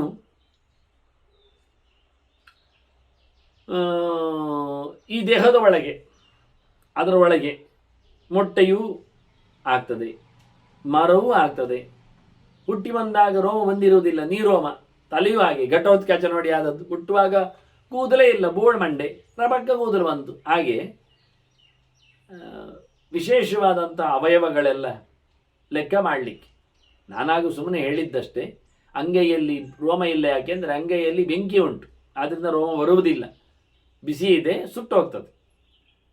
ಹಾಗಾಗಿ ಇಂತಹ ಕಥೆಯನ್ನು ಉಲ್ಲೇಖ ಮಾಡಿ ಇಂಥ ಕಡೆಯಲ್ಲಿ ಎಲ್ಲ ನಾನು ಪ್ರವೇಶ ಮಾಡಿದ್ದೇನೆ. ನಾಲಿಗೆಯಲ್ಲಿ, ಬಾಯೊಳಗೆ ಬೆಂಕಿ ಉಂಟು, ಹಾಗಾಗಿ ಅಲ್ಲಿ ರೋಮ ಬರುವುದಿಲ್ಲ. ಎಲ್ಲಿ ಬಿಸಿ ಇರ್ತದೆ ಅಲ್ಲಿ ರೋಮ ಬರುವುದಿಲ್ಲ. ಆದ್ದರಿಂದ ಯಾರಿಗೆ ತಲೆ ಬಿಸಿ ಇರ್ತದೆ ಅವರ ತಲೆ ಬೋಳಿರ್ತದೆ, ಯಾಕೆ ಅಲ್ಲಿ ರೋಮ ಬರುವುದಿಲ್ಲ, ಬಿಸಿ ಉಂಟು, ಬಿಸಿ ಬಿಸಿ ಆಗ್ತಾ ಉಂಟು. ಬಿಸಿ ಚಪ್ಪೆ ಆದರೆ ಒಳ್ಳೆ ರೋಮ ಬರ್ತದೆ. ಕೂಲಿದ್ದವನ ತಲೆ ಭಾರಿ ಉದ್ದ ಇರ್ತದೆ, ಯಾಕೆ ಅವನಲ್ಲಿ ಬಿಸಿ ಇಲ್ಲ, ಬೆಂಕಿ ಇಲ್ಲ, ಸುಟ್ಟು ಹೋಗುವುದಿಲ್ಲ. ಹಾಗಾಗಿ ನಾನು ಶಿಪಿವಿಷ್ಟನಿದ್ದೇನೆ ಅಂತ ಹೇಳುತ್ತಾ ಯಾಸ್ಕ ಹೀಗೆ ಭಗವಂತನನ್ನು ಚಿಂತನೆ ಮಾಡಿದ್ದಂತೆ. ಭಗವಂತನನ್ನು ಶಿಪಿವಿಷ್ಟ ಅಂತ ಹೇಳಿ ಹೀಗೆ ಅನುಸಂಧಾನ ಮಾಡಿ ಅರ್ಥಗಳನ್ನು ಚಿಂತನೆ ಮಾಡ್ತಾ ಬಂದ. ಅನೇಕ ಅರ್ಥಗಳಲ್ಲಿ ಪ್ರವೇಶ ಮಾಡಿದ ಚಿಂತನೆ ಮಾಡುತ್ತಾ ಅನುಸಂಧಾನ ಮಾಡುತ್ತಾ ಅವನಿಗೆ ನೆಲೆ ಹಿಡಿದ, ಈ ಲೋಕದಲ್ಲಿ ಇಲ್ಲದ ಅಡಿಗೆ ಬಿದ್ದಿರತಕ್ಕಂತಹ ನಿರುಕ್ತ ಸಿಕ್ಕಿತು. ಅಕ್ಷರಗಳಿಗೆ, ಶಬ್ದಗಳಿಗೆ ಯಾವ ನಮೂನೆ ಅರ್ಥಗಳಿರ್ತವೆ ಅಂತ ಹೇಳ್ತಕ್ಕಂಥ ಎಟಿಮಾಲಜಿ ನಿರುಕ್ತ ವಸ್ತುವಿನ ಶಬ್ದವನ್ನು ಬಿಡಿಸಿ ಹೇಳತಕ್ಕಂಥ ಬಗೆ, ತಿಳಿಸುವ ರೀತಿ, ಆ ಗ್ರಂಥ ಅವನಿಗೆ ಅನುಕೂಲಕ್ಕೆ ಬಂತು. ಆದ್ದರಿಂದ ಇವತ್ತು ಯಾಸ್ಕ ನಿರುಕ್ತ ಅಂತ ಬರುವುದು ಯಾಕೆ ಕೇಳಿದರೆ, ವೇದಾಂಗಗಳಲ್ಲಿ ಹೇಳುವುದು ಹೇಗೆ ವೇದವನ್ನು ಎನ್ನುವುದು ಶಿಕ್ಷಾ, ಫೊನೆಟಿಕ್ಸ್. ಆನಂತರ ಅದರಲ್ಲಿ ಗ್ರಾಮರ್ ಏನು, ಹೇಗೆ ಅರ್ಥಕ್ಕೆ ಹೇಗೆ ಅದು ಸ್ಟ್ರಕ್ಚರ್ ಬಂದಿದೆ ಶಬ್ದದ್ದು ಹೇಳೋದು ವ್ಯಾಕರಣ. ಆನಂತರ ಅದರದ್ದು ಮಾತ್ರೆಗಳು, ಅಕ್ಷರಗಳು ಎಷ್ಟು ಲೆಕ್ಕಾಚಾರದಲ್ಲಿ ಕೂತಿವೆ, ಅದು ಛಂದಸ್ಸು, ಮೀಟರ್. ಆನಂತರ ನಿರುಕ್ತ, ಶಬ್ದವನ್ನು ಯಾವ ನೆಲೆಯಲ್ಲಿ ಅರ್ಥ ಮಾಡಬೇಕು, ಒಡೆದು ಹೇಳುವ ರೀತಿ ಹೇಗೆ, ಅದನ್ನು ಹೇಗೆ ಕೂಡಿಸುವುದು, ವ್ಯುತ್ಪತ್ತಿಯ ಕ್ರಮ ಹೇಗೆ, ಅದು ಎಟಿಮಾಲಜಿ, ಅದು ನಿರುಕ್ತ. ಹೀಗೆ ಶಿಕ್ಷಾ, ವ್ಯಾಕರಣ, ಛಂದಸ್ಸು, ನಿರುಕ್ತ, ಮತ್ತು ಯಾವಾಗ ಈ ಮಂತ್ರವನ್ನು ಎಲ್ಲಿ ಬಳಸಬೇಕು, ಹೇಗೆ, ಅದು ಜ್ಯೋತಿಷ. ವಸಂತೆ ವಸಂತೆ ಜ್ಯೋತಿಷಾಯ ಜೇತ ಹೇಳುವಂಥದ್ದು, ವಸಂತ ಋತು ಬಂದಾಗ, ಮಳೆ ಇಲ್ಲ ಅಂತಾದಾಗ ಹೇಳುವಂಥದ್ದು, ಇಂಥ ಮಾಸದಲ್ಲಿ, ಇಂಥ ತಿಥಿಯಲ್ಲಿ, ಇಂಥ ನಕ್ಷತ್ರದಲ್ಲಿ ಇಂತೆಲ್ಲ ಹೇಳುವಂಥದ್ದು ಜ್ಯೋತಿಷ್ ವಿಷಯ. ಆನಂತರ ಅದನ್ನು ಹೇಗೆ ಪ್ರಯೋಗ ಮಾಡುವುದು ಹೇಳುವುದು ಕಲ್ಪ. ವಿನಿಯೋಗದ ಕಡಿಮೆ ಹೇಗೆ, ಪದ್ಧತಿ ಹೇಗೆ, ಯಾವುದಕ್ಕೆ ಏನು ಬೆರೆಸುವುದು, ಎಷ್ಟು ಹಾಕಬೇಕಾಗ್ತದೆ ಅನ್ನುವುದು ಪ್ರಕಾರ. ಹೀಗೆ ವೇದಾಂಗಗಳಲ್ಲಿ ಒಂದಾದ ಪ್ರಧಾನವಾದದ್ದು ಅರ್ಥ ಆದರೆ ಅಲ್ವಾ, ಅರ್ಥ ಆಗಲಿಕ್ಕೆ ಬಿಡಿಸಿ ಹೇಳಿದ್ರೆ ಅಲ್ವಾ, ಅಂತ ಬಿಡಿಸುವ ಶಬ್ದಗಳನ್ನು ಒಡೆಯುವ ವ್ಯವಸ್ಥೆ ಇರುವುದು ನಿರುಕ್ತದಲ್ಲಿ. ಅದನ್ನು ಕೊಟ್ಟವ ಯಾಸ್ಕ. ಅದು ಅವನಿಗೆ ಸಿಕ್ಕಿದ್ದು ಭಗವಂತನ ಶಿಪಿವಿಷ್ಟ ನಾಮ ಚಿಂತನೆಯಿಂದ. ಹಾಗೆ ದೇವರನ್ನು ಅಜ ಅಂತ ಕರೀತಾರೆ. ಅವನು ಹೇಳ್ತಾನೆ ಕೃಷ್ಣ, ನಜಾಯತೆ ನಜಾಯೇಹಂ ನಜನಿಷ್ಯೇ ಕದಾಚನ. ಹುಟ್ಟಿದ್ದಿಲ್ಲ, ಹುಟ್ಟಿದ್ದಲ್ಲ, ಹುಟ್ಟುವುದಿಲ್ಲ ಅವು ಹೇಳುವ ರೀತಿ. ಆದರೆ ನಾನು ಅಜ, ಹಿಂದೆ ಹುಟ್ಟಿದ್ದೂ ಇಲ್ಲ, ಈಗ ಹುಟ್ಟಿದ್ದೂ ಅಲ್ಲ, ಮುಂದೆ ಹುಟ್ಟುವುದೂ ಇಲ್ಲ, ಮತ್ತೆ ಈಗ ಹುಟ್ಟಿದ್ದು ಕಾಣಿದಲ್ಲ, ಈಗ ಹುಟ್ಟಿದ್ದಲ್ಲ ಮಾರಾಯ ನಾನು, ಮತ್ತೆ ಬಂದದ್ದು ನನ್ನ ಕತೆ ಹಾಗೆ. ಅದು ನಾನು ಅಜ ಅಂತ ನನಗೆ ಇಷ್ಟ ಬಂದಾಗ ಬರ್ತೇನೆ, ಇಷ್ಟ ಬಂದಂತೆ ಬರ್ತೇನೆ. ನನ್ನನ್ನು ಯಾರು ಹುಟ್ಟಿಸುವುದಿಲ್ಲ. ನಾನು ಹುಟ್ಟಲಿಕ್ಕೆ ನಾನಂತಹ ಸೆಲ್ಲಿದ್ದ ಬೀಜವೇ ಅಲ್ಲ ನಾನು. ಮತ್ತೆ ಜೀವನ ಆಗಿಲ್ಲ ನಾನು. ಮತ್ತೆ ನಾನು ಸತ್ಯ ನನ್ನನ್ನು ಕರೆಯುವುದು ಎಲ್ಲರೂ. ಯಾಕೆಂದರೆ ನಾನು ಸತ್ಯ ಹೇಳುವವ, ನಾನು ಸುಳ್ಳು ಹೇಳಿದ್ದೇ ಇಲ್ಲ. ನೋಗ್ದ ಪೂರ್ವ ಮಯಾ ಕ್ಷುದ್ರಂ ಅಶ್ಲೀಲಂವ ಕದಾಚನ. ಎಂದೂ ನಾನು ತಪ್ಪು ಹೇಳಿದ್ದು ಇಲ್ಲ, ಸುಳ್ಳು ಹೇಳಿದ್ದು ಇಲ್ಲ, ಗಲೀಜು ಮಾತಾಡಿದ್ದು ಇಲ್ಲ, ಕಡಿಮೆ ಮಟ್ಟದ ಮಾತು ಇಲ್ಲ ನನ್ನಲ್ಲಿ. ಆದ್ದರಿಂದ ನನ್ನ ಮಾತು ಉಂಟಲ್ಲ, ಸುತ, ಬ್ರಹ್ಮಸುತ, ಸಾಮೆ, ಸತ್ಯದೇವಿ, ಸರಸ್ವತಿ. ನನ್ನ ನಾಲಿಗೆಯಲ್ಲಿ ಸರಸ್ವತಿ ಇದ್ದಾಳೆ, ಬ್ರಹ್ಮದೇವರ ಮಗಳು ಅಥವಾ ರಾಣಿ. ಇಬ್ಬರು ಬ್ರಹ್ಮ ಸೃಷ್ಟಿ ಮಾಡಿದ್ದು, ಬ್ರಹ್ಮ ಹೇಳುವಂಥದ್ದು ಸೊಲ್ಲು, ವೇದದ ನುಡಿ, ಅದು ನನ್ನ ನಾಲಿಗೆ. ಅದರಿಂದ ಸತ್ಯದೇವಿ ನಾನೇ, ನನ್ನಲ್ಲೇ ಇದ್ದಾಳೆ. ಸತ್ಯ ಅಸತ್ಯ ಇವ ಕೌಂತೆಯ ಮಯ ವೇಷಿತ ಮಾತ್ಮ. ನಾನು ಸತ್ತು ಮತ್ತು ಅಸತ್, ಒಳ್ಳೆಯದು ಕೆಟ್ಟದ್ದು, ಅಲ್ಲದವರು ಇಲ್ಲದವರು, ಇರುವುದು ಓದುದು ಎಲ್ಲವನ್ನು ಸಹ ನಾನು ಮೈಗೂಡಿಸಿಕೊಂಡಿದ್ದೇನೆ. ಅದರಿಂದ ಸತ್ ತ್ಯತ್, ಸತ್ಯತ್ಯಚ್ಚಾಭವತು ಅಂತ.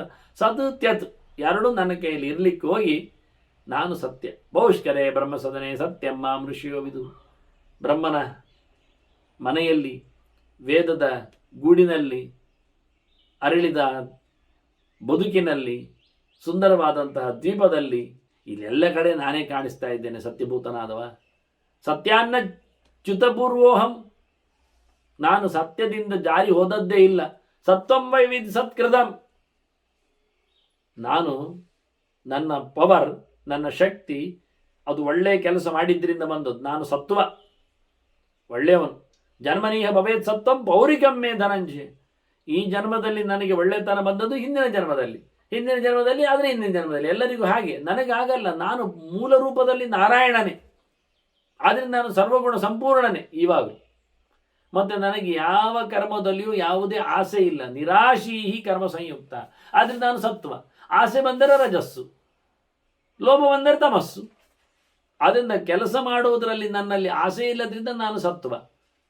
ನನ್ನದು ಪರಿಪೂರ್ಣವಾದ ಸಾಮರ್ಥ್ಯದು ಮೂಲ ರೂಪದ್ದಾದ್ರಿಂದ ನಾನು ಸತ್ವ. ನಾನು ಎಂದೂ ಸತ್ವದಿಂದ, ಒಳ್ಳೆಯತನದಿಂದ, ಒಳ್ಳೆಯ ಬಗೆಯಿಂದ, ಅಂದರೆ ಸಾತ್ವಿಕವಾದ ಭೂಮಿಕೆಯಿಂದ ಜಾರಿಲೇ ಇಲ್ಲ. ಆದ್ದರಿಂದ ನಾನು ಸತ್ವ. ಸತ್ವಾನ್ನಚ್ಯುತ ಪೂರ್ವೋಹಂ. ಮತ್ತು ಅಷ್ಟೇ ಅಲ್ಲದೆ ನಾನು ಸತ್ವದಶ್ಚ.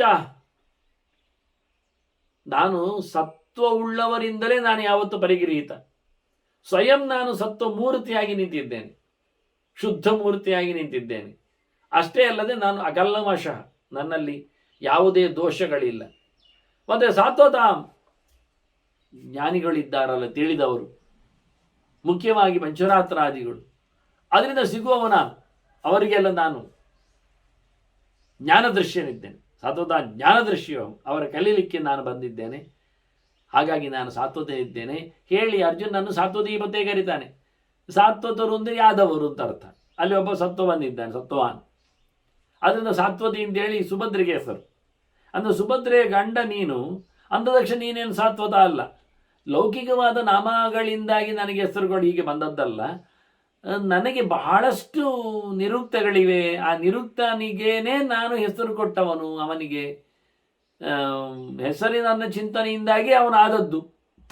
ಅಷ್ಟೆತ್ತರ ಅಂದರೆ ನಾನು ಎಷ್ಟೆತ್ತರ ಇಲ್ಲ ಅಂತೇಳಿ ಭಗವಂತ ತನ್ನ ನಾಮಚಿಂತನೆಗಳನ್ನು ಮುಂದುವರಿಸ್ತಾನೆ. ಪ್ರಧಾನವಾದಂಥ ಇನ್ನು ಅವನ ಕೃಷ್ಣಾದಿ ನಾಮಗಳು ಬರಲಿಕ್ಕಿವೆ. ಅದನ್ನು ಮತ್ತೆ ಸೇರಿದಾಗ ಚಿಂತನೆ ಮಾಡುವ ವಂದನೆಗಳೊಂದಿಗೆ ಶ್ರೀಕೃಷ್ಣ ನಾರಾಯಣ ನಾರಾಯಣ ನಾರಾಯಣ.